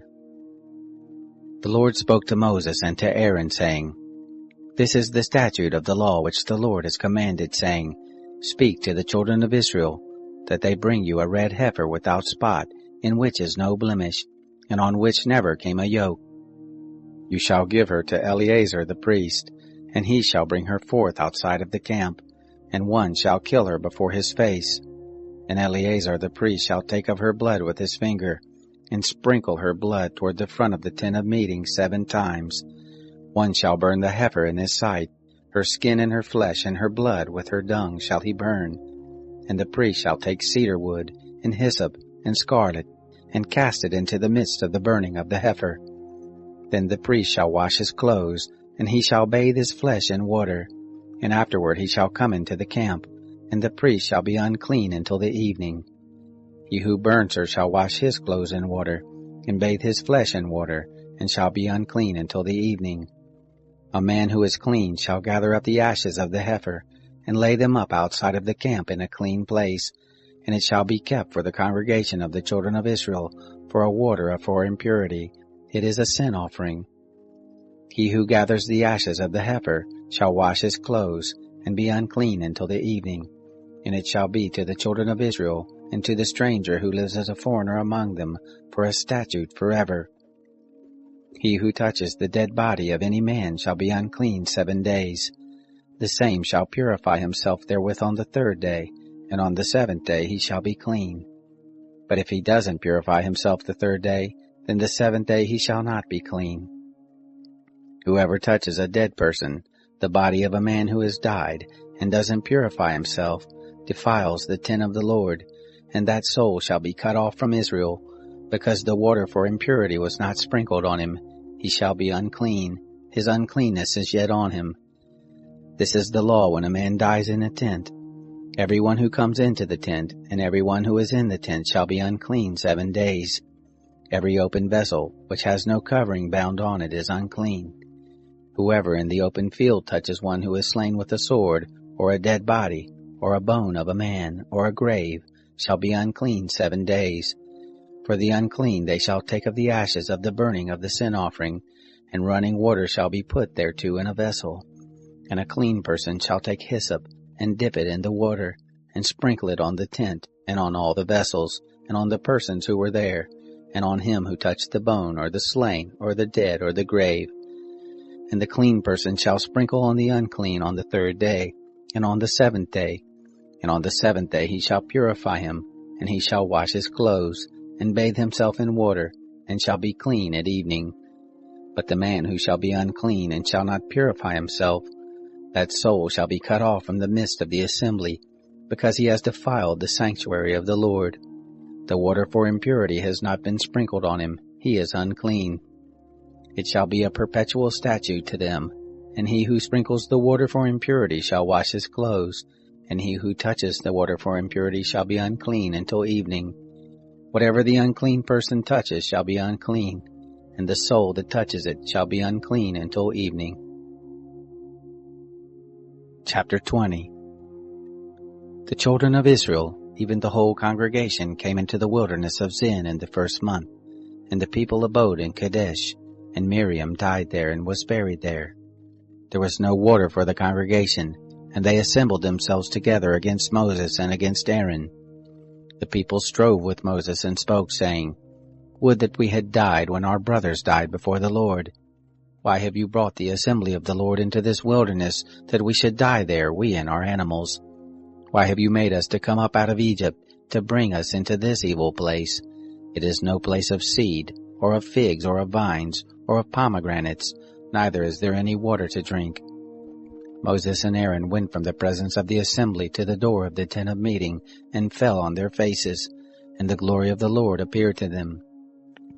The Lord spoke to Moses, saying, Take the rod, and assemble the congregation, you and Aaron your brother, and speak to the rock before their eyes, that it give forth its water. And you shall bring forth to them water out of the rock.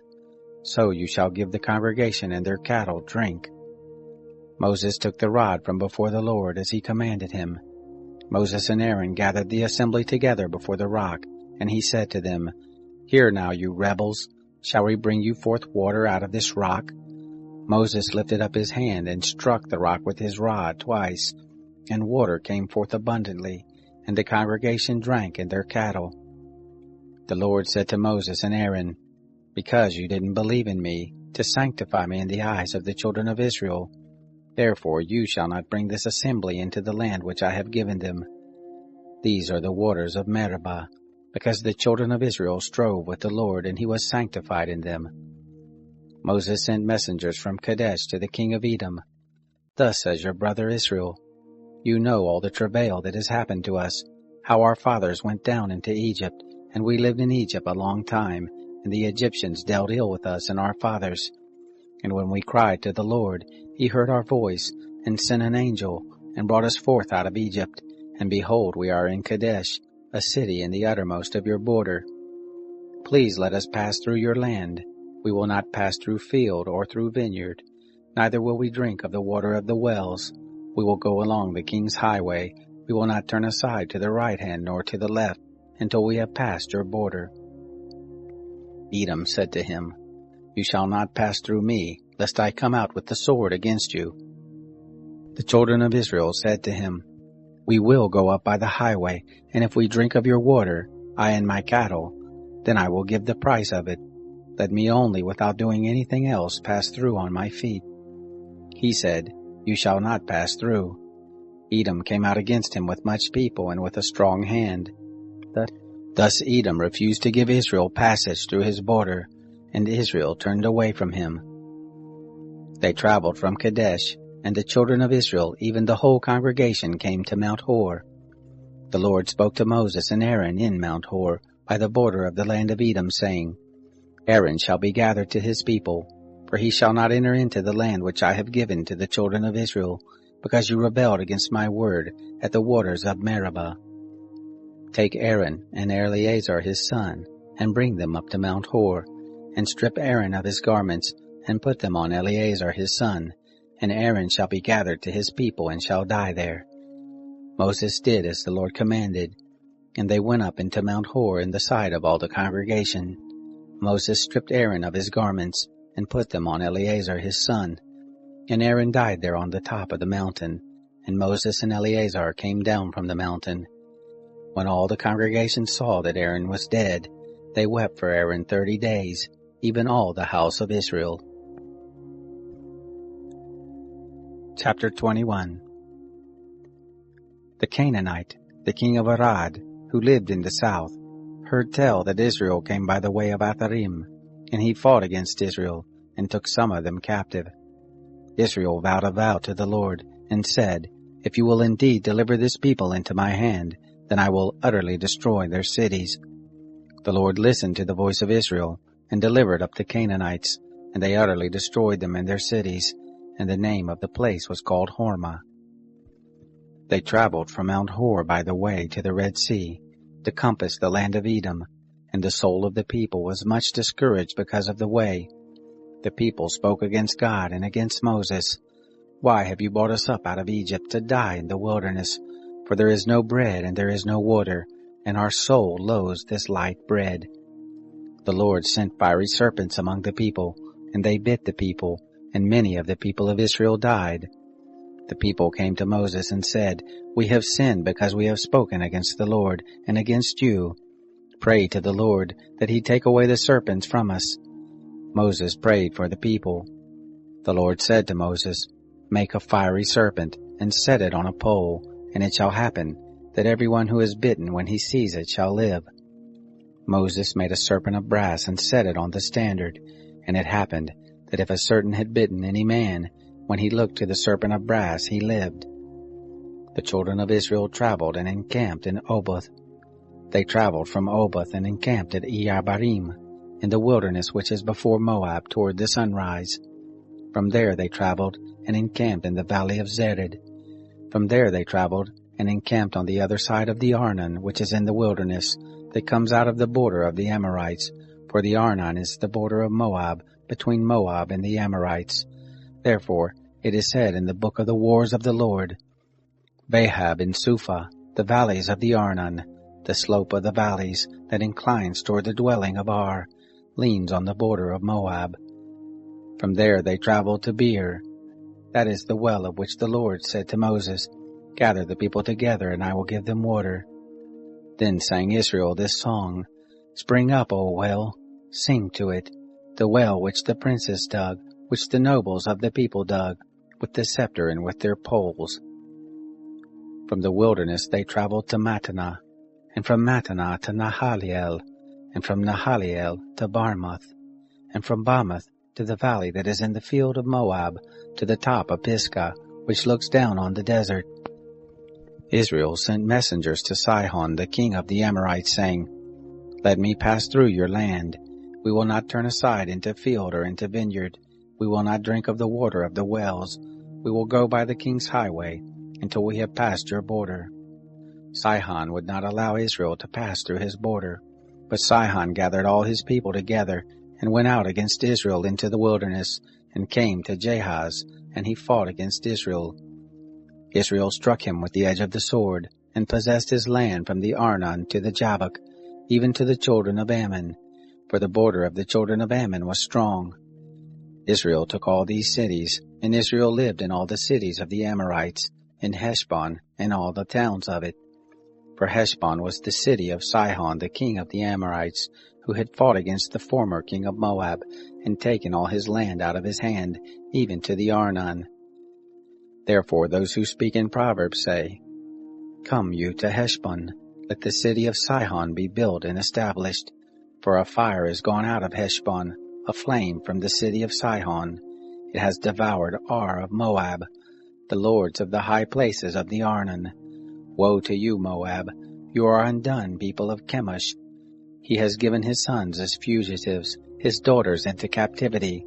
To Sihon, king of the Amorites, we have shot at them. Heshbon is perished even to Dibon. We have laid waste even to Nophah, which reaches to Medeba. Thus Israel lived in the land of the Amorites.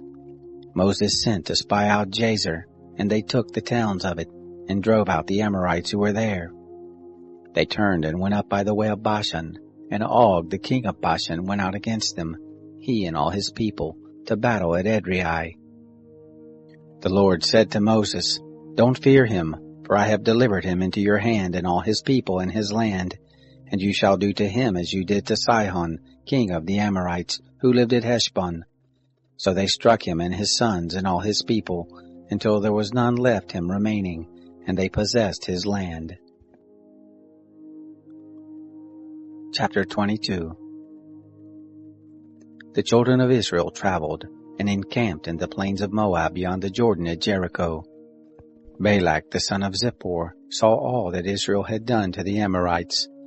Moab was very afraid of the people, because they were many, and Moab was distressed because of the children of Israel. Moab said to the elders of Midian, Now will this multitude lick up all that is around us, as the ox licks up the grass of the field. Balak the son of Zippor was king of Moab at that time. He sent messengers to Balaam the son of Beor, to Pethor, which is by the river, to the land of the children of his people, to call him, saying, Behold, there is a people come out from Egypt, and they cover the surface of the earth, and they abide over against me. Please come now, therefore, and curse me this people, for they are too mighty for me. Perhaps I shall prevail that we may strike them, and I may drive them out of the land. For I know that he whom you bless is blessed, and he whom you curse is cursed. The elders of Moab and the elders of Midian departed with the rewards of divination in their hand, and they came to Balaam, and spoke to him the words of Balak. He said to them, Lodge here this night, and I will bring you word again, as the Lord shall speak to me. And the princes of Moab abode with Balaam. God came to Balaam and said, Who are these men with you? Balaam said to God, Balak the son of Zippor, king of Moab, has sent to me, saying, Behold, the people that has come out of Egypt, they cover the surface of the earth. Come now and curse them. Perhaps I shall be able to fight against them and shall drive them out. God said to Balaam, You shall not go with them. You shall not curse this people, for they are blessed. Balaam rose up in the morning and said to the princes of Balak, Go back to your land, for the Lord refuses to give me leave to go with you. The princes of Moab rose up, and they went to Balak and said, Balaam refuses to come with us. Balak sent more princes, more honorable than the first. They came to Balaam and said to him, Thus says Balak the son of Zippor, Please let nothing hinder you from coming to me, for I will promote you to a very great honor, and whatever you say to me I will do. Please come therefore and curse this people for me. Balaam answered the servants of Balak, If Balak would give me his house full of silver and gold, I can't go beyond the word of the Lord my God to do less or more. Now therefore please wait also here this night, that I may know what the Lord will speak to me. God came to Balaam at night and said to him, If the men are come to call you, rise up, go with them, but only the word which I speak to you, that shall you do. Balaam rose up in the morning, and saddled his donkey, and went with the princes of Moab. God's anger was kindled because he went, and the angel of the Lord placed himself in the way for an adversary against him. Now he was riding on his donkey, and his 2 servants were with him. The donkey saw the angel of the Lord standing in the way, with his sword drawn in his hand, and the donkey turned aside out of the way and went into the field, and Balaam struck the donkey to turn her into the way. Then the angel of the Lord stood in a narrow path between the vineyards, a wall being on this side and a wall on that side. The donkey saw the angel of the Lord, and she thrust herself to the wall, and crushed Balaam's foot against the wall, and he struck her again. The angel of the Lord went further, and stood in a narrow place, where there was no way to turn either to the right hand or to the left. The donkey saw the angel of the Lord, and she lay down under Balaam. And Balaam's anger was kindled, and he struck the donkey with his staff. The Lord opened the mouth of the donkey, and she said to Balaam, What have I done to you, that you have struck me these 3 times? Balaam said to the donkey, Because you have mocked me. I would there were a sword in my hand, for now I would kill you. The donkey said to Balaam, Am I not your donkey, on which you have ridden all your life long to this day? Have I ever done this to you before? And he said, No. Then the Lord opened the eyes of Balaam, and he saw the angel of the Lord standing in the way, with his sword drawn in his hand, and he bowed his head, and fell on his face. The angel of the Lord said to him, Why have you struck your donkey these 3 times? Behold, I have come forth as an adversary, because your way is perverse before me. And the donkey saw me, and turned aside before me these 3 times. Unless she had turned aside from me, surely now I had even slain you, and saved her alive. Balaam said to the angel of the Lord, I have sinned, for I didn't know that you stood in the way against me. Now therefore, if it displease you, I will go back again. The angel of the Lord said to Balaam, Go with the men, but only the word that I shall speak to you, that shall you speak. So Balaam went with the princes of Balak. When Balak heard that Balaam was come, he went out to meet him to the city of Moab, which is on the border of the Arnon, which is in the utmost part of the border. Balak said to Balaam, Didn't I earnestly send to you to call you? Why didn't you come to me? Am I not able indeed to promote you to honor? Balaam said to Balak, Behold, I have come to you. Have I now any power at all to speak anything? The word that God puts in my mouth, that shall I speak. Balaam went with Balak, and they came to Kiriath Huzoth. Balak sacrificed oxen and sheep, and sent to Balaam, and to the princes who were with him. It happened in the morning that Balak took Balaam and brought him up to the high places of Baal, and he saw from there the utmost part of the people. Chapter 23. Balaam said to Balak, "Build me here 7 altars, and prepare me 7 bulls and 7 rams." Balak did as Balaam had spoken, and Balak and Balaam offered on every altar a bull and a ram. Balaam said to Balak, "Stand by your burnt offering, and I will go. Perhaps the Lord will come to meet me, and whatever he shows me I will tell you." He went to a bare height. God met Balaam, and he said to him, "I have prepared the 7 altars, and I have offered up a bull and a ram on every altar." The Lord put a word in Balaam's mouth and said, "Return to Balak, and thus shall you speak." He returned to him, and behold, he was standing by his burnt offering, he and all the princes of Moab. He took up his parable and said, "From Aram has Balak brought me, the king of Moab from the mountains of the east. Come, curse me Jacob, come and defy Israel. How shall I curse, whom God has not cursed? How shall I defy, whom the Lord has not defied? For from the top of the rocks I see him, from the hills I see him. Behold, it is a people that dwells alone, and shall not be reckoned among the nations. Who can count the dust of Jacob, or number the 4th part of Israel? Let me die the death of the righteous. Let my last end be like his." Balak said to Balaam, "What have you done to me? I took you to curse my enemies, and behold, you have blessed them altogether." He answered and said, "Must I not take heed to speak that which the Lord puts in my mouth?" Balak said to him, "Please come with me to another place, from where you may see them. You shall but see the small part of them, and shall not see them all, and curse them from there." He took him into the field of Zophim, to the top of Pisgah, and built 7 altars, and offered up a bull and a ram on every altar. He said to Balak, "Stand here by your burnt offering, while I meet the Lord yonder." The Lord met Balaam, and put a word in his mouth, and said, "Return to Balak, and thus shall you speak." He came to him, and behold, he was standing by his burnt offering, and the princes of Moab with him. Balak said to him, "What has the Lord spoken?" He took up his parable and said, "Rise up, Balak, and hear. Listen to me, you son of Zippor.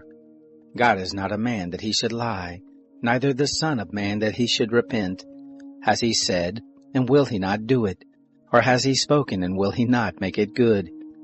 Behold, I have received commandment to bless. He has blessed, and I can't reverse it. He has not seen iniquity in Jacob, neither has he seen perverseness in Israel. The Lord his God is with him, the shout of a king is among them. God brings them forth out of Egypt. He has, as it were, the strength of the wild ox. Surely there is no enchantment with Jacob, neither is there any divination with Israel. Now shall it be said of Jacob and of Israel, What has God done? Behold, the people rises up as a lioness, as a lion does he lift himself up. He shall not lie down until he eats of the prey, and drinks the blood of the slain. Balak said to Balaam, Neither curse them at all, nor bless them at all. But Balaam answered Balak, Didn't I tell you, saying, All that the Lord speaks, that I must do? Balak said to Balaam, Come now, I will take you to another place. Perhaps it will please God that you may curse them from there. Balak took Balaam to the top of Peor, that looks down on the desert. Balaam said to Balak, Build me here 7 altars, and prepare me here 7 bulls and 7 rams. Balak did as Balaam had said, and offered up a bull and a ram on every altar. Chapter 24. When Balaam saw that it pleased the Lord to bless Israel, he didn't go as at the other times to meet with enchantments, but he set his face toward the wilderness. Balaam lifted up his eyes, and he saw Israel dwelling according to their tribes, and the Spirit of God came on him. He took up his parable and said, Balaam the son of Beor says, The man whose eye was closed says, He says who hears the words of God, who sees the vision of the Almighty, falling down and having his eyes open. How goodly are your tents, Jacob, your tents, O Israel! As valleys are they spread forth, as gardens by the riverside, as aloes which the Lord has planted, as cedar trees beside the waters. Water shall flow from his buckets, his seed shall be in many waters. His king shall be higher than Agag, his kingdom shall be exalted. God brings him forth out of Egypt. He has, as it were, the strength of the wild ox. He shall eat up the nations as his adversaries. He shall break their bones in pieces, and smite them through with his arrows. He couched, he lay down as a lioness who shall rouse him up? Blessed be everyone who blesses you, cursed be everyone who curses you. Balak's anger was kindled against Balaam, and he struck his hands together, and Balak said to Balaam, I called you to curse my enemies, and behold, you have altogether blessed them these 3 times. Therefore now flee to your place. I thought to promote you to great honor, but behold, the Lord has kept you back from honor. Balaam said to Balak, Didn't I also tell your messengers whom you sent to me, saying, If Balak would give me his house full of silver and gold, I can't go beyond the word of the Lord to do either good or bad of my own mind. What the Lord speaks, that will I speak. Now, behold, I go to my people. Come, and I will show you what this people shall do to your people in the latter days. He took up his parable and said, Balaam the son of Beor says, The man whose eye was closed says, He says who hears the words of God, and knows the knowledge of the Most High, who sees the vision of the Almighty, falling down and having his eyes open. I see him, but not now. I see him, but not near. There shall come forth a star out of Jacob, a scepter shall rise out of Israel, and shall strike through the corners of Moab, and break down all the sons of tumult. Edom shall be a possession, and Seir also shall be a possession, who were his enemies, while Israel does valiantly. Out of Jacob shall one have dominion, he shall destroy the remnant from the city. He looked at Amalek, and took up his parable, and said, Amalek was the first of the nations, but his latter end shall come to destruction. He looked at the Kenite, and took up his parable, and said, Strong is your dwelling place, your nest is set in the rock. Nevertheless Cain shall be wasted, until Asher shall carry you away captive. He took up his parable, and said, Alas, who shall live when God does this? But ships shall come from the coast of Kittim, they shall afflict Asher, and shall afflict Eber. He also shall come to destruction. Balaam rose up and went, and returned to his place, and Balak also went his way. Chapter 25. Israel abode in Shittim, and the people began to play the prostitute with the daughters of Moab, for they called the people to the sacrifices of their gods, and the people ate, and bowed down to their gods. Israel joined himself to Baal Peor, and the anger of the Lord was kindled against Israel. The Lord said to Moses, Take all the chiefs of the people, and hang them up to the Lord before the sun, that the fierce anger of the Lord may turn away from Israel. Moses turned to the judges of Israel, Kill everyone his men who have joined themselves to Baal Peor. Behold, one of the children of Israel came and brought to his brothers a Midianite woman in the sight of Moses, and in the sight of all the congregation of the children of Israel, while they were weeping at the door of the tent of meeting. When Phinehas, the son of Eleazar, the son of Aaron the priest, saw it, he rose up from the midst of the congregation, and took a spear in his hand, and he went after the man of Israel into the pavilion, and thrust both of them through, the man of Israel and the woman through her body. So the plague was stayed from the children of Israel. Those who died by the plague were 24,000. The Lord spoke to Moses, saying, Phinehas, the son of Eleazar, the son of Aaron the priest, has turned my wrath away from the children of Israel, in that he was jealous with my jealousy among them, so that I didn't consume the children of Israel in my jealousy. Therefore say, Behold, I give to him my covenant of peace, and it shall be to him and to his seed after him, the covenant of an everlasting priesthood, because he was jealous for his God, and made atonement for the children of Israel.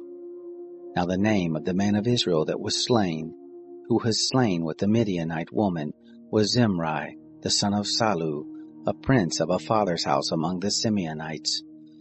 The name of the Midianite woman who was slain was Cozbi, the daughter of Zur. He was head of the people of a father's house in Midian. The Lord spoke to Moses, saying, Vex the Midianites and strike them, for they vex you with their wiles, with which they have deceived you in the matter of Baal Peor, and in the matter of Cozbi, the daughter of the prince of Midian, their sister, who was slain on the day of the plague in the matter of Peor. Chapter 26. It happened after the plague that the Lord spoke to Moses and to Eleazar the son of Aaron the priest, saying, Take the sum of all the congregation of the children of Israel, from 20 years old and upward, by their fathers' houses, all who are able to go forth to war in Israel. Moses and Eleazar the priest spoke with them in the plains of Moab by the Jordan at Jericho, saying, Take the sum of the people, from 20 years old and upward, as the Lord commanded Moses and the children of Israel that came forth out of the land of Egypt. Reuben, the firstborn of Israel, the sons of Reuben, of Hanok, the family of the Hanokites, of Palu, the family of the Paluites, of Hezron, the family of the Hezronites, of Carmi, the family of the Carmites. These are the families of the Reubenites, and those who were numbered of them were 43,730.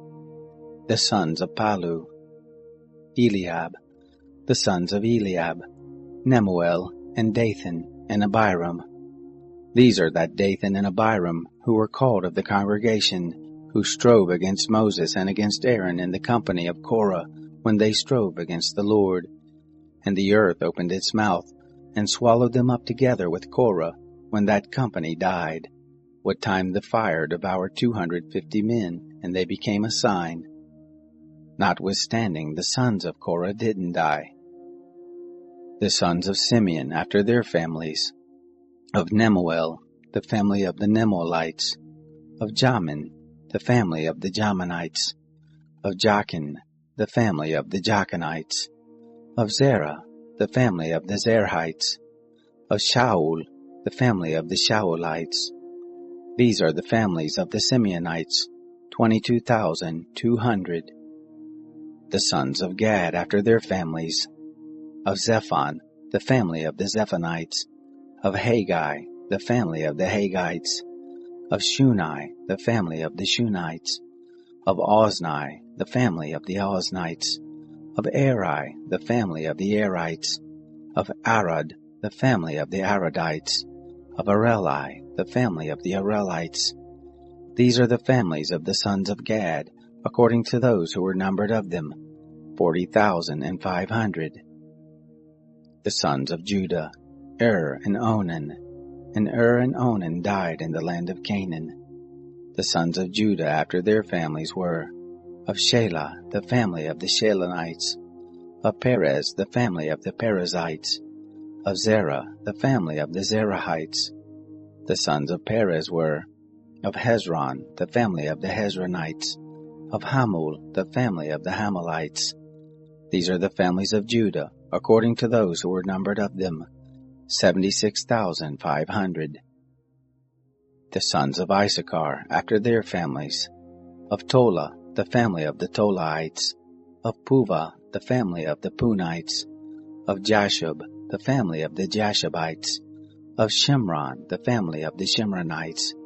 These are the families of Issachar, according to those who were numbered of them, 64,300. The sons of Zebulun after their families, of Sered, the family of the Seredites, of Elon, the family of the Elonites, of Jahaliel, the family of the Jahaliites. These are the families of the Zebulunites, according to those who were numbered of them, 60,500. The sons of Joseph after their families, Manasseh and Ephraim. The sons of Manasseh, of Machir, the family of the Machirites. And Machir became the father of Gilead, Of Gilead, the family of the Gileadites. These are the sons of Gilead.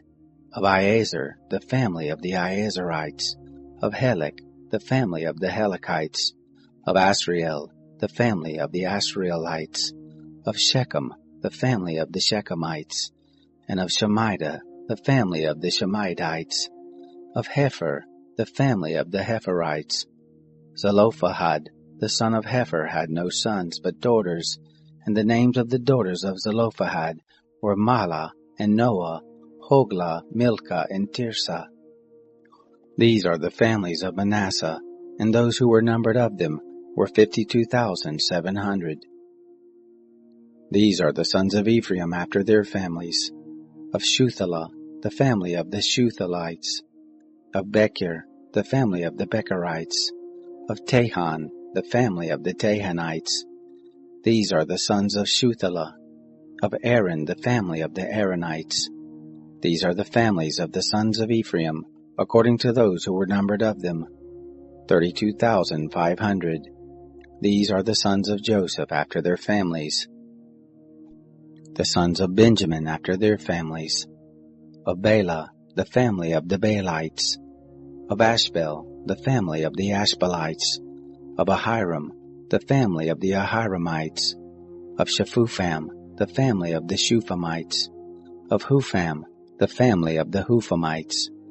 The sons of Bela were Ard and Naaman. Of Ard, the family of the Ardites. Of Naaman, the family of the Naamites. These are the sons of Benjamin after their families, and those who were numbered of them were 45,600. These are the sons of Dan after their families. Of Shuham, the family of the Shuhamites. These are the families of Dan after their families. All the families of the Shuhamites, according to those who were numbered of them, were 64,400. The sons of Asher after their families. Of Imnah, the family of the Imnites. Of Ishvi, the family of the Ishvites. Of Beriah, the family of the Berites. Of the sons of Beriah. Of Heber, the family of the Heberites. Of Malchiel, the family of the Malchielites. The name of the daughter of Asher was Sarah. These are the families of the sons of Asher according to those who were numbered of them, 53,400. The sons of Naphtali after their families. Of Jasiel, the family of the Jasielites. Of Gunai, the family of the Gunites. Of Jezer, the family of the Jezerites. Of Shillem, the family of the Shillemites.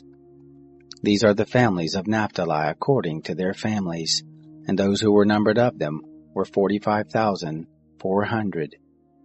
These are those who were numbered of the children of Israel, 601,730.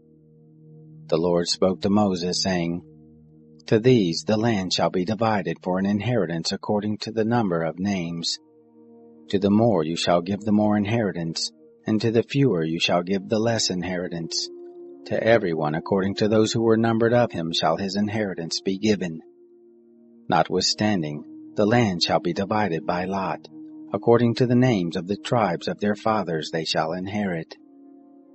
According to the lot shall their inheritance be divided between the more and the fewer. These are those who were numbered of the Levites, after their families. Of Gershon, the family of the Gershonites. Of Kohath, the family of the Kohathites. Of Merari, the family of the Merarites. These are the families of Levi. The family of the Libnites, the family of the Hebronites, the family of the Malites, the family of the Mushites, the family of the Korahites. Kohath became the father of Amram. The name of Amram's wife was Jochebed, the daughter of Levi, who was born to Levi in Egypt, and she bore to Amram Aaron and Moses, and Miriam their sister.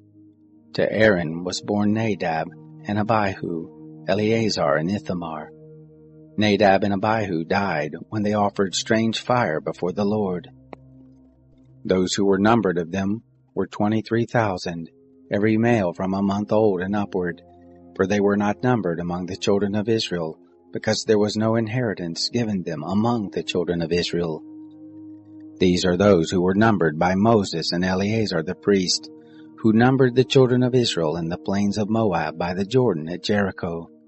But among these there was not a man of them who were numbered by Moses and Aaron the priest, who numbered the children of Israel in the wilderness of Sinai. For the Lord had said of them, They shall surely die in the wilderness. There was not left a man of them, save Caleb the son of Jephunneh, and Joshua the son of Nun. Chapter 27. Then drew near the daughters of Zelophehad, the son of Hepher, the son of Gilead, the son of Machir, the son of Manasseh, of the families of Manasseh the son of Joseph.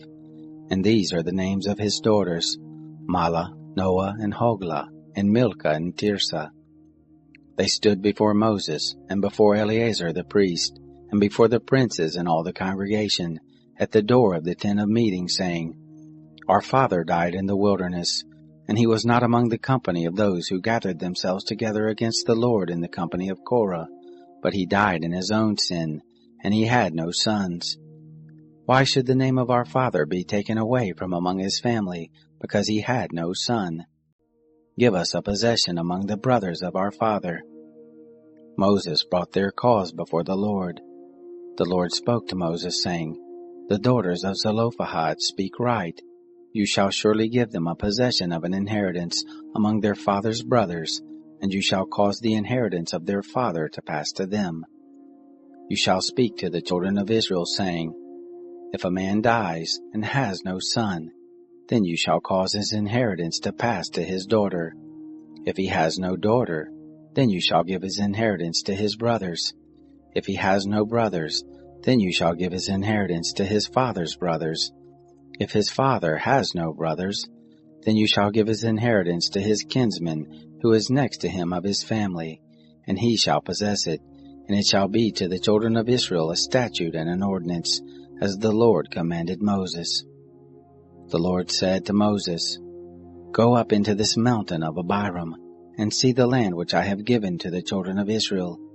When you have seen it, you also shall be gathered to your people, as Aaron your brother was gathered, because you rebelled against my word in the wilderness of Zin, in the strife of the congregation, to sanctify me at the waters before their eyes.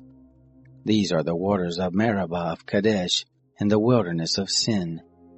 Moses spoke to the Lord, saying, Let the Lord, the God of the spirits of all flesh, appoint a man over the congregation, who may go out before them, and who may come in before them, and who may lead them out, and who may bring them in, that the congregation of the Lord not be as sheep which have no shepherd. The Lord said to Moses, Take Joshua the son of Nun, a man in whom is the Spirit, and lay your hand on him, and set him before Eleazar the priest, and before all the congregation, and give him a charge in their sight. You shall put of your honor on him, that all the congregation of the children of Israel may obey. He shall stand before Eleazar the priest, who shall inquire for him by the judgment of the Urim before the Lord. At his word shall they go out, and at his word shall they come in, both he and all the children of Israel with him, even all the congregation.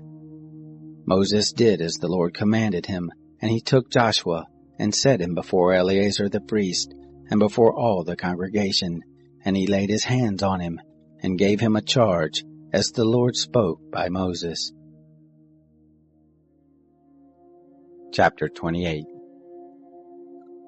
The Lord spoke to Moses, saying, Command the children of Israel, and tell them, My offering, my food for my offerings made by fire, of a sweet savor to me, shall you observe to offer to me in their due season.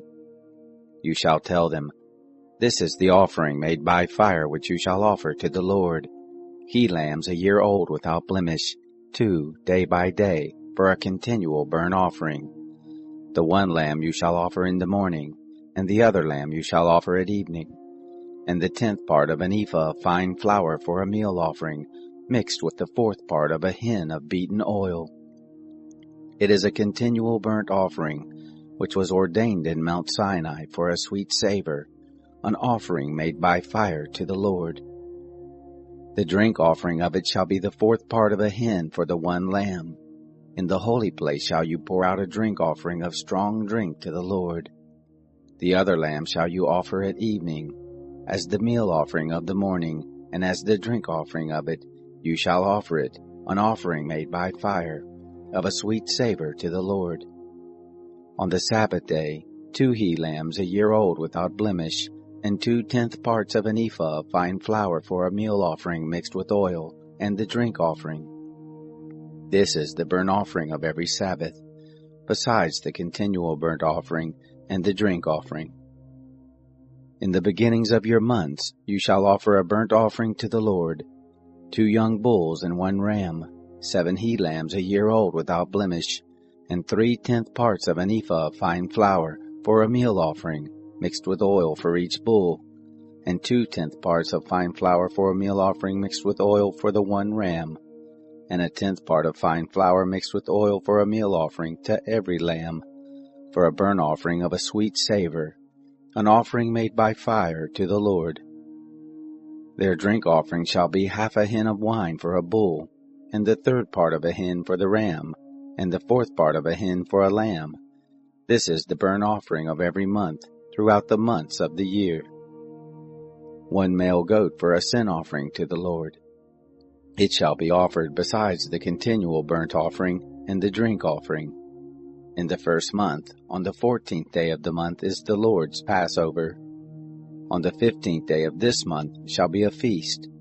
7 days shall unleavened bread be eaten. In the 1st day shall be a holy convocation. You shall do no servile work, but you shall offer an offering made by fire, a burnt offering to the Lord, 2 young bulls and 1 ram, and 7 he-lambs a year old. They shall be to you without blemish. And their meal offering, fine flour mixed with oil, 3/10 parts you shall offer for a bull, and 2/10 parts for a ram. 1/10 part shall you offer for every lamb of the 7 lambs, and 1 male goat for a sin offering, to make atonement for you. You shall offer these besides the burnt offering of the morning, which is for a continual burnt offering. After this manner you shall offer daily, for 7 days, the food of the offering made by fire, of a sweet savor to the Lord. It shall be offered besides the continual burnt offering and the drink offering. On the 7th day you shall have a holy convocation. You shall do no servile work. Also in the day of the firstfruits, when you offer a new meal offering to the Lord in your feast of weeks, you shall have a holy convocation. You shall do no servile work. But you shall offer a burnt offering for a sweet savor to the Lord, 2 young bulls, 1 ram, 7 he-lambs a year old, and their meal offering, fine flour mixed with oil, 3/10 parts for each bull, 2/10 parts for the 1 ram, 1/10 part for every lamb of the 7 lambs, 1 male goat, to make atonement for you. Besides the continual burnt offering and the meal offering, you shall offer them.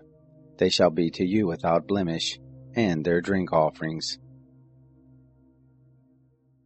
Chapter 29. In the 7th month, on the 1st day of the month, you shall have a holy convocation. You shall do no servile work. It is a day of blowing of trumpets to you. You shall offer a burnt offering for a sweet savor to the Lord, 1 young bull, 1 ram, 7 he-lambs a year old without blemish, and their meal offering, fine flour mixed with oil, 3/10 parts for the bull, 2/10 parts for the ram, and 1/10 part for every lamb of the 7 lambs, and 1 male goat for a sin offering, to make atonement for you. Besides the burnt offering of the new moon, and its meal offering, and the continual burnt offering, and its meal offering, and their drink offerings according to their ordinance, for a sweet savor, an offering made by fire to the Lord. On the 10th day of this 7th month you shall have a holy convocation, and you shall afflict your souls. You shall do no manner of work, but you shall offer a burnt offering to the Lord for a sweet savor, 1 young bull, 1 ram, 7 he-lambs a year old. They shall be to you without blemish, and their meal offering, fine flour mixed with oil, 3/10 parts for the bull, 2/10 parts for the 1 ram, 1/10 part for every lamb of the 7 lambs, 1 male goat for a sin offering, besides the sin offering of atonement. and the continual burnt offering and its meal offerings, and their drink offerings. On the 15th day of the 7th month you shall have a holy convocation. You shall do no work, and you shall keep a feast to the Lord 7 days.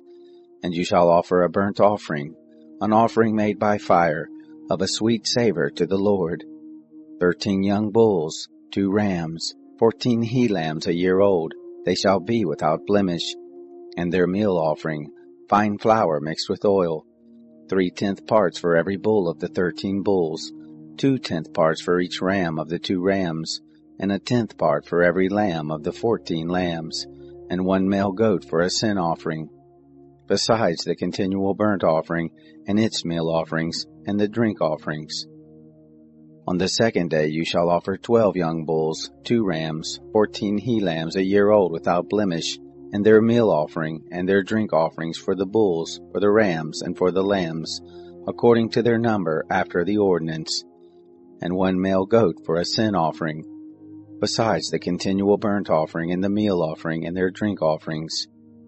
On the 3rd day, 11 bulls, 2 rams, 14 he-lambs a year old without blemish, and their meal offering, and their drink offerings for the bulls, for the rams, and for the lambs, according to their number, after the ordinance, and 1 male goat for a sin offering, besides the continual burnt offering, and its meal offering, and its drink offering. On the 4th day, 10 bulls, 2 rams, 14 he-lambs a year old without blemish, their meal offering, and their drink offerings for the bulls, for the rams, and for the lambs, according to their number, and after the ordinance, and 1 male goat for a sin offering, besides the continual burnt offering, and the meal offering of it, and the drink offering of it.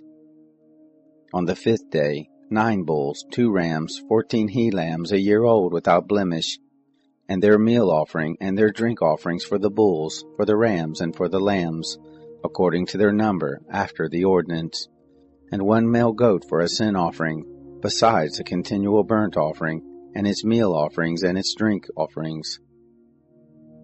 On the 6th day, 8 bulls, 2 rams, 14 he-lambs a year old without blemish, and their meal offering, and their drink offerings for the bulls, for the rams, and for the lambs, according to their number, after the ordinance, and 1 male goat for a sin offering, besides a continual burnt offering with its meal offering and drink offering.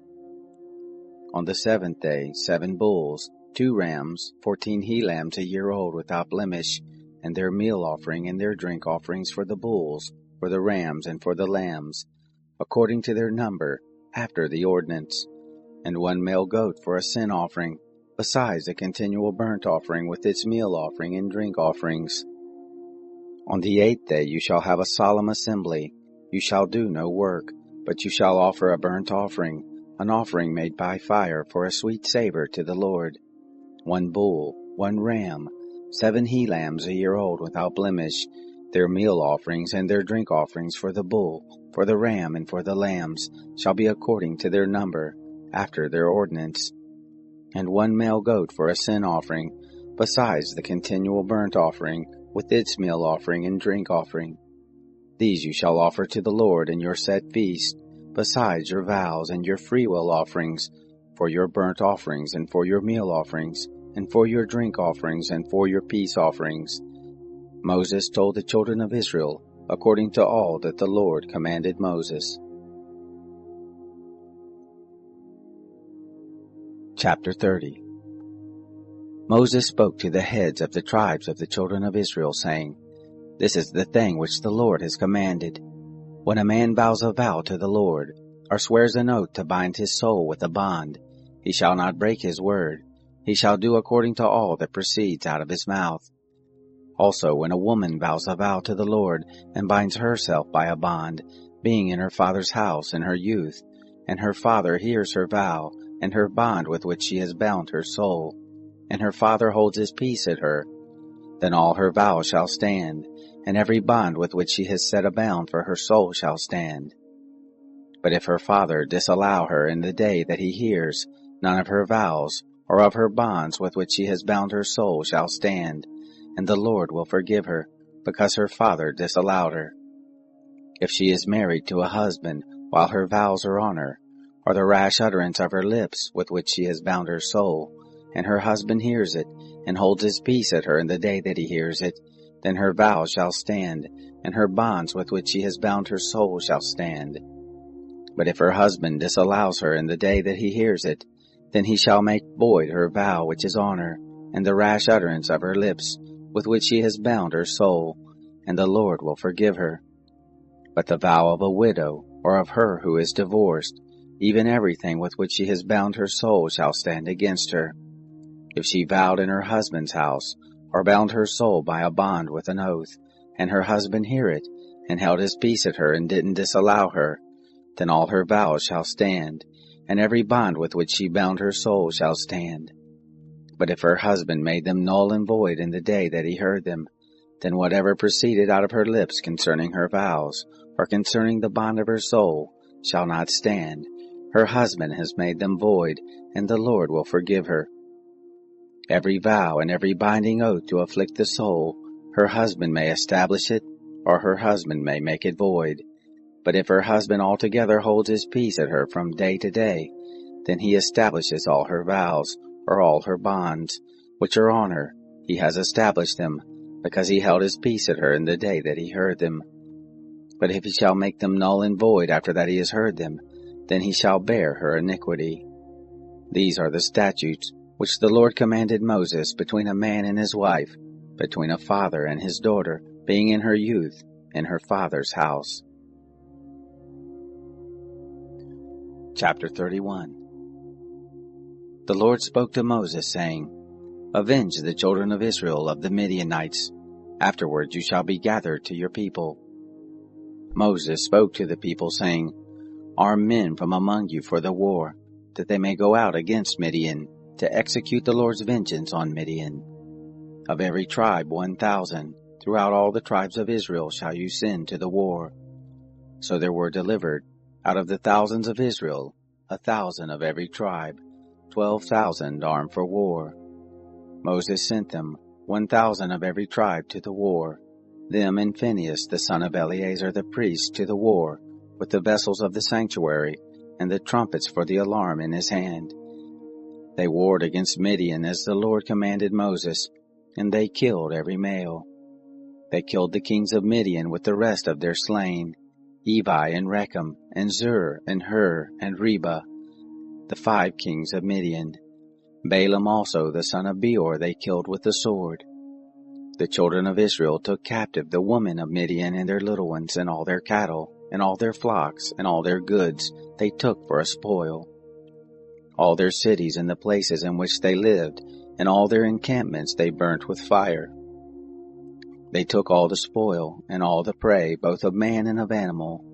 They brought the captives and the prey and the spoil to Moses, and to Eleazar the priest, and to the congregation of the children of Israel, to the camp at the plains of Moab, which are by the Jordan at Jericho. Moses and Eleazar the priest and all the princes of the congregation went forth to meet them outside of the camp. Moses was angry with the officers of the host, the captains of thousands, and the captains of hundreds, who came from the service of the war. Moses said to them, Have you saved all the women alive? Behold, these caused the children of Israel, through the counsel of Balaam, to commit trespass against the Lord in the matter of Baal Peor, and so the plague was among the congregation of the Lord. Now therefore kill every male among the little ones, and kill every woman who has known man by lying with him. But all the girls who have not known man by lying with him, keep alive for yourselves. Encamp outside of the camp 7 days. Whoever has killed any person, and whoever has touched any slain, purify yourselves on the 3rd day, and on the 7th day, you and your captives. As to every garment, and all that is made of skin, and all the work of goat's hair, and all these things made by wood, you shall purify yourselves. Eleazar the priest said to the men of war who went to the battle, This is the statute of the law which the Lord has commanded Moses. However, the gold and the silver, the brass, the iron, the tin, and the lead, everything that may abide the fire, you shall make go through the fire, and it shall be clean. Nevertheless it shall be purified with the water for impurity.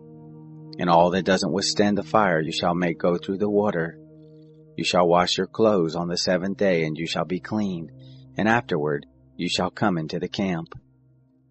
The Lord spoke to Moses, saying, Take the sum of the spoil that was taken, both of man and animal, you and Eleazar the priest, and the heads of the fathers' houses of the congregation, and divide the spoil into 2 parts, between the men skilled at war, who went out to battle, and all the congregation.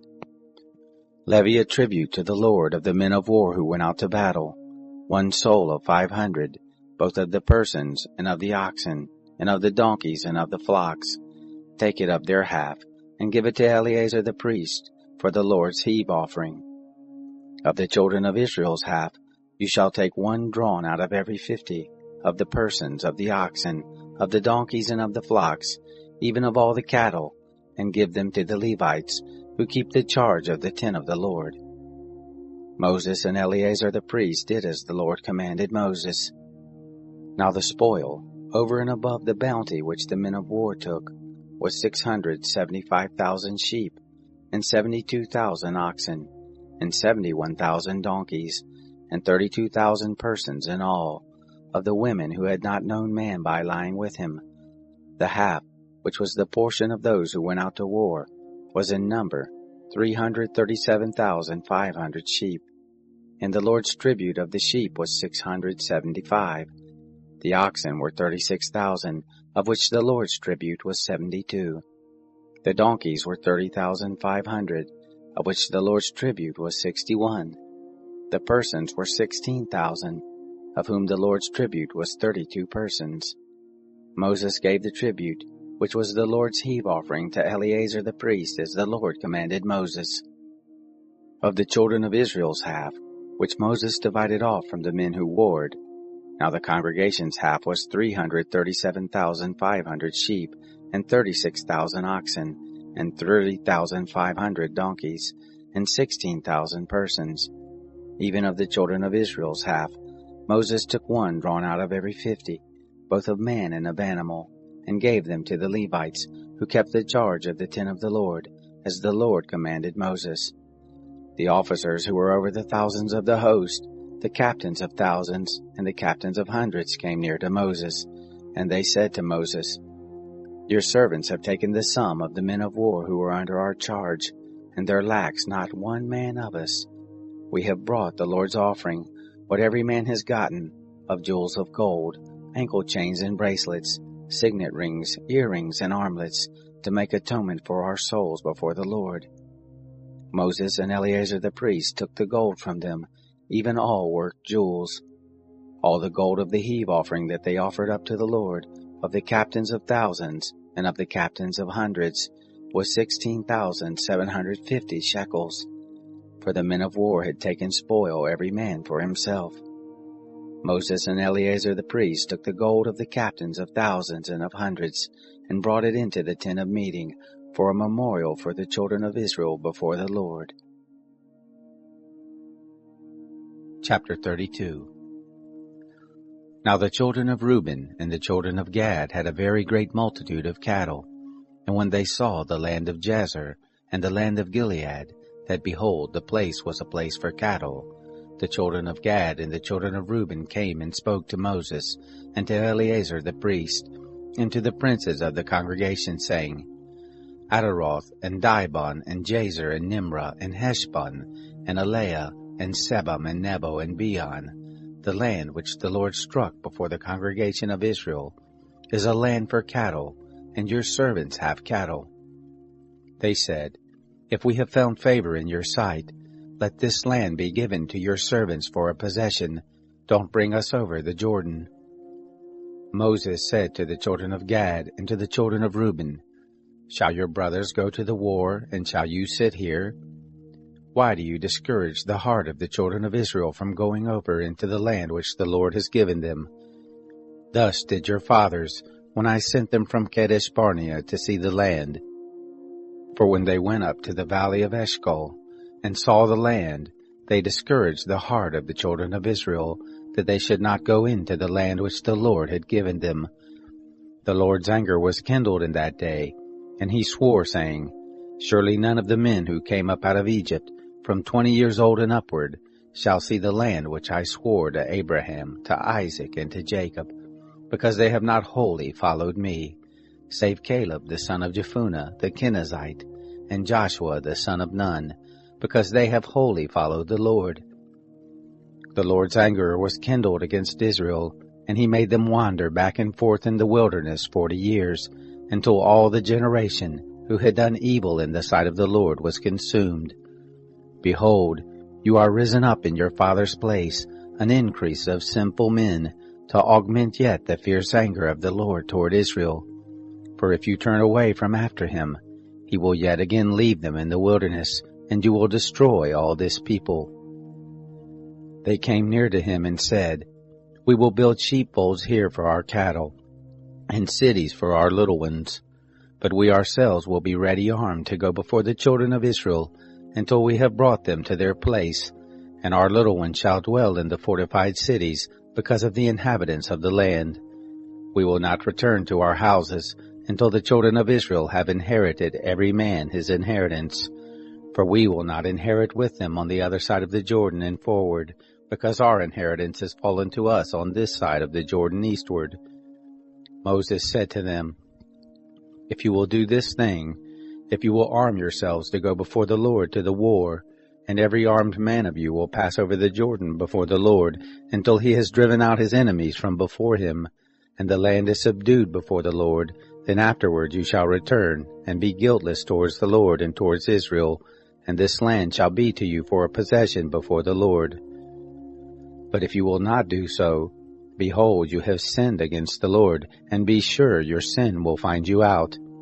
Build cities for your little ones, and folds for your sheep, and do that which has proceeded out of your mouth. The children of Gad and the children of Reuben spoke to Moses, saying, Your servants will do as my Lord commands. Our little ones, our wives, our flocks, and all our cattle shall be there in the cities of Gilead. But your servants will pass over, every man who is armed for war before the Lord to battle, as my Lord says.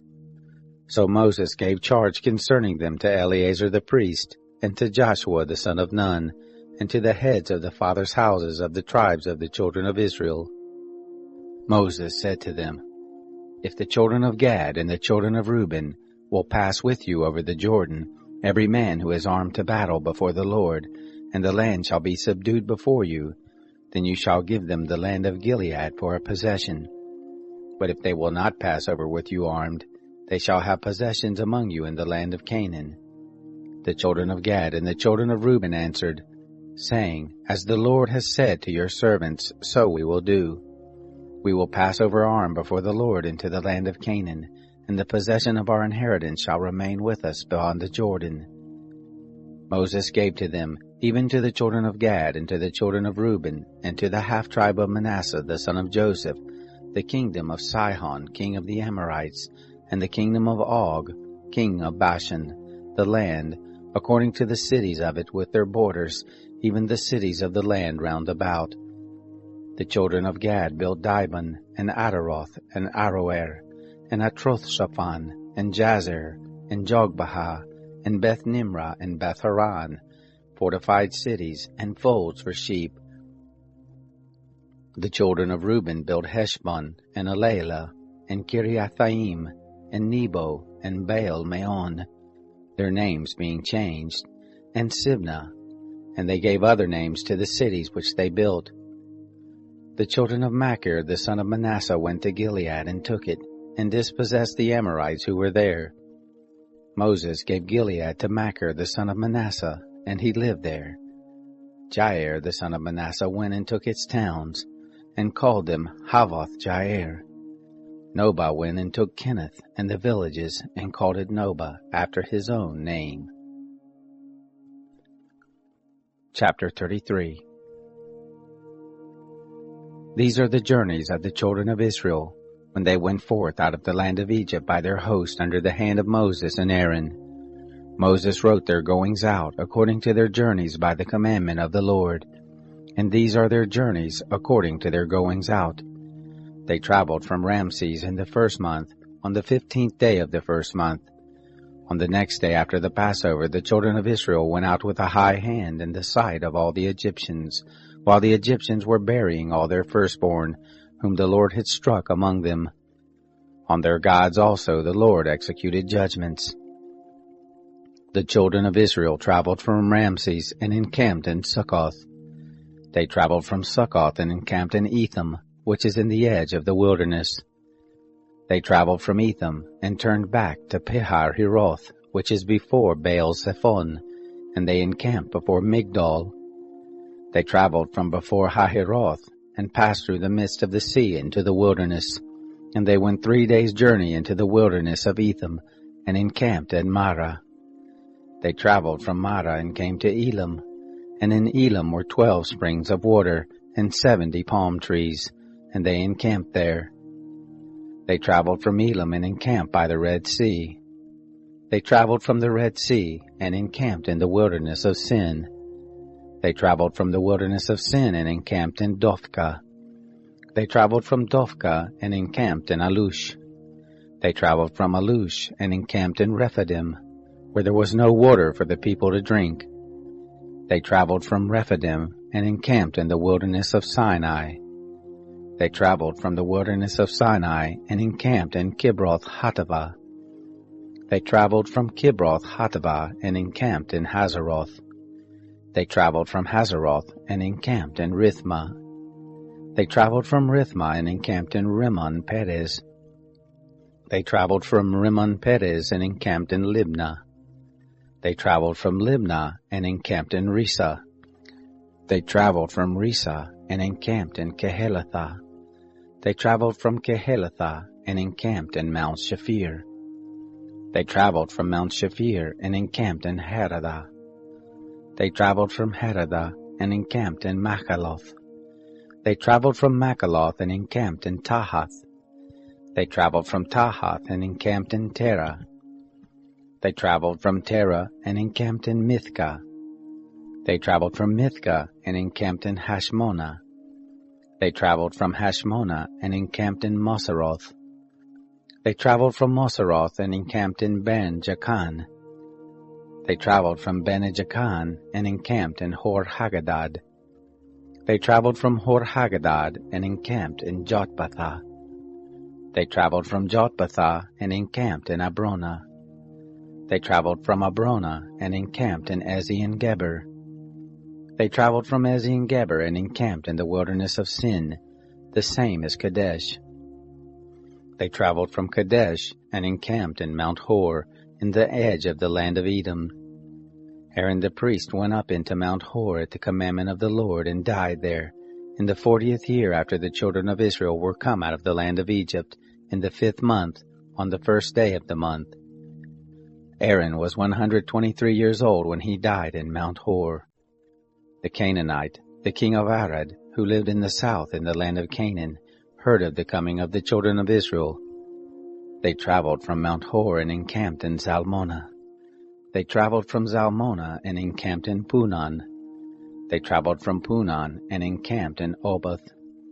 They traveled from Oboth and encamped in Ayi-Abarim, in the border of Moab. They traveled from Ayim and encamped in Dibon-Gad. They traveled from Dibon-Gad and encamped in Almon-Diblathaim. They traveled from Almon-Diblathaim and encamped in the mountains of Abarim before Nebo. They traveled from the mountains of Abarim and encamped in the plains of Moab by the Jordan at Jericho. They encamped by the Jordan, from Beth-Jesimoth even to Abel-Shittim, in the plains of Moab. The Lord spoke to Moses in the plains of Moab by the Jordan at Jericho, saying, Speak to the children of Israel and tell them, When you pass over the Jordan into the land of Canaan, then you shall drive out all the inhabitants of the land from before you, and destroy all their figured stones, and destroy all their molten images, and demolish all their high places. And you shall take possession of the land and dwell there. For to you have I given the land to possess it. You shall inherit the land by lot, according to your families. To the more you shall give the more inheritance, and to the fewer you shall give the less inheritance. Wherever the lot falls to any man, that shall be his. according to the tribes of your fathers shall you inherit. But if you will not drive out the inhabitants of the land from before you, then shall those who you let remain of them be as pricks in your eyes, and as thorns in your sides, and they shall vex you in the land in which you dwell. It shall happen that as I thought to do to them, so will I do to you. Chapter 34. The Lord spoke to Moses, saying, Command the children of Israel, and tell them, When you come into the land of Canaan, this is the land that shall fall to you for an inheritance, even the land of Canaan according to its borders. Then your south quarter shall be from the wilderness of Sin, along by the side of Edom, and your south border shall be from the end of the salt sea eastward. And your border shall turn about southward of the ascent of Akbarabim, and pass along to Sin, and the goings out of it shall be southward of Kadesh Barnea, and it shall go forth to Hazar Adar, and pass along to Asmon. And the border shall turn about from Asmon to the brook of Egypt, and the goings out of it shall be at the sea. For the western border you shall have the great sea, and the border, this shall be your west border. This shall be your north border. From the great sea you shall mark out for you Mount Hor. From Mount Hor you shall mark out to the entrance of Hamath, and the goings out of the border shall be at Zedad. And the border shall go forth to Ziphron, and the goings out of it shall be at Hazar Enan. This shall be your north border. You shall mark out your east border from Hazar Enan to Shephem, and the border shall go down from Shephem to Riblah on the east side of Ain. And the border shall go down and shall reach to the sea of Chinnereth eastward. And the border shall go down to the Jordan, and its goings out shall be at the salt sea. This shall be your land according to the borders of it round about. Moses commanded the children of Israel, saying, This is the land which you shall inherit by lot, which the Lord has commanded to give to the 9 tribes, and to the half-tribe, for the tribe of the children of Reuben according to their fathers' houses, and the tribe of the children of Gad according to their fathers' houses, have received, and the half-tribe of Manasseh has received their inheritance. The 2 tribes and the half-tribe have received their inheritance beyond the Jordan, at Jericho eastward toward the sunrise.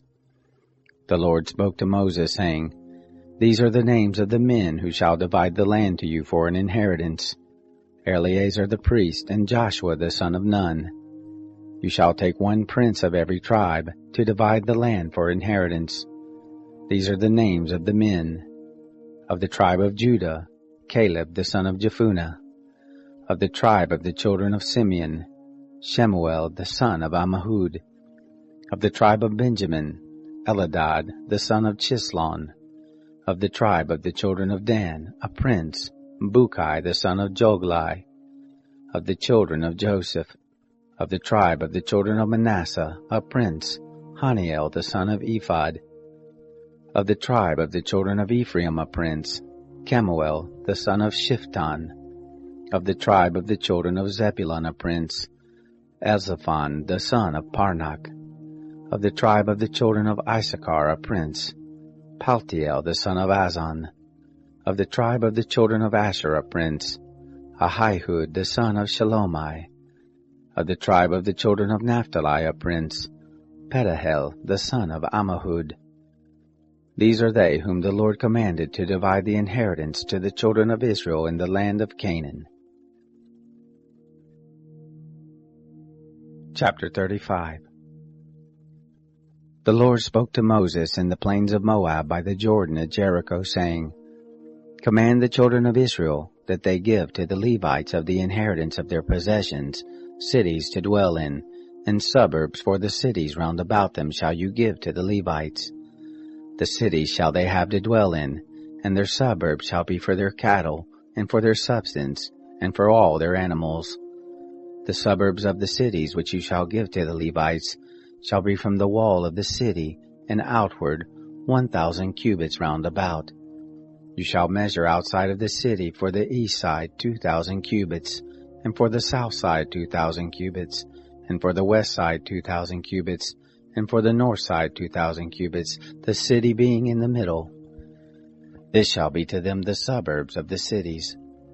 The cities which you shall give to the Levites, they shall be the 6 cities of refuge, which you shall give for the manslayer to flee to. And besides them you shall give 42 cities. All the cities which you shall give to the Levites shall be 48 cities. Them shall you give them with their suburbs. Concerning the cities which you shall give of the possessions of the children of Israel, from the many you shall take many, and from the few you shall take few. Every one according to his inheritance which he inherits shall give of his cities to the Levites. The Lord spoke to Moses, saying, Speak to the children of Israel and tell them, When you pass over the Jordan into the land of Canaan, then you shall appoint you cities to be cities of refuge for you, that the manslayer who kills any person unwittingly may flee there. The cities shall be to you for refuge from the avenger, that the manslayer not die, until he stands before the congregation for judgment. The cities which you shall give shall be for you 6 cities of refuge. You shall give 3 cities beyond the Jordan, and 3 cities shall you give in the land of Canaan. They shall be cities of refuge. For the children of Israel, and for the stranger, and for the foreigner living among them, shall these 6 cities be for refuge, that everyone who kills any person unwittingly may flee there. But if he struck him with an instrument of iron so that he died, he is a murderer. The murderer shall surely be put to death.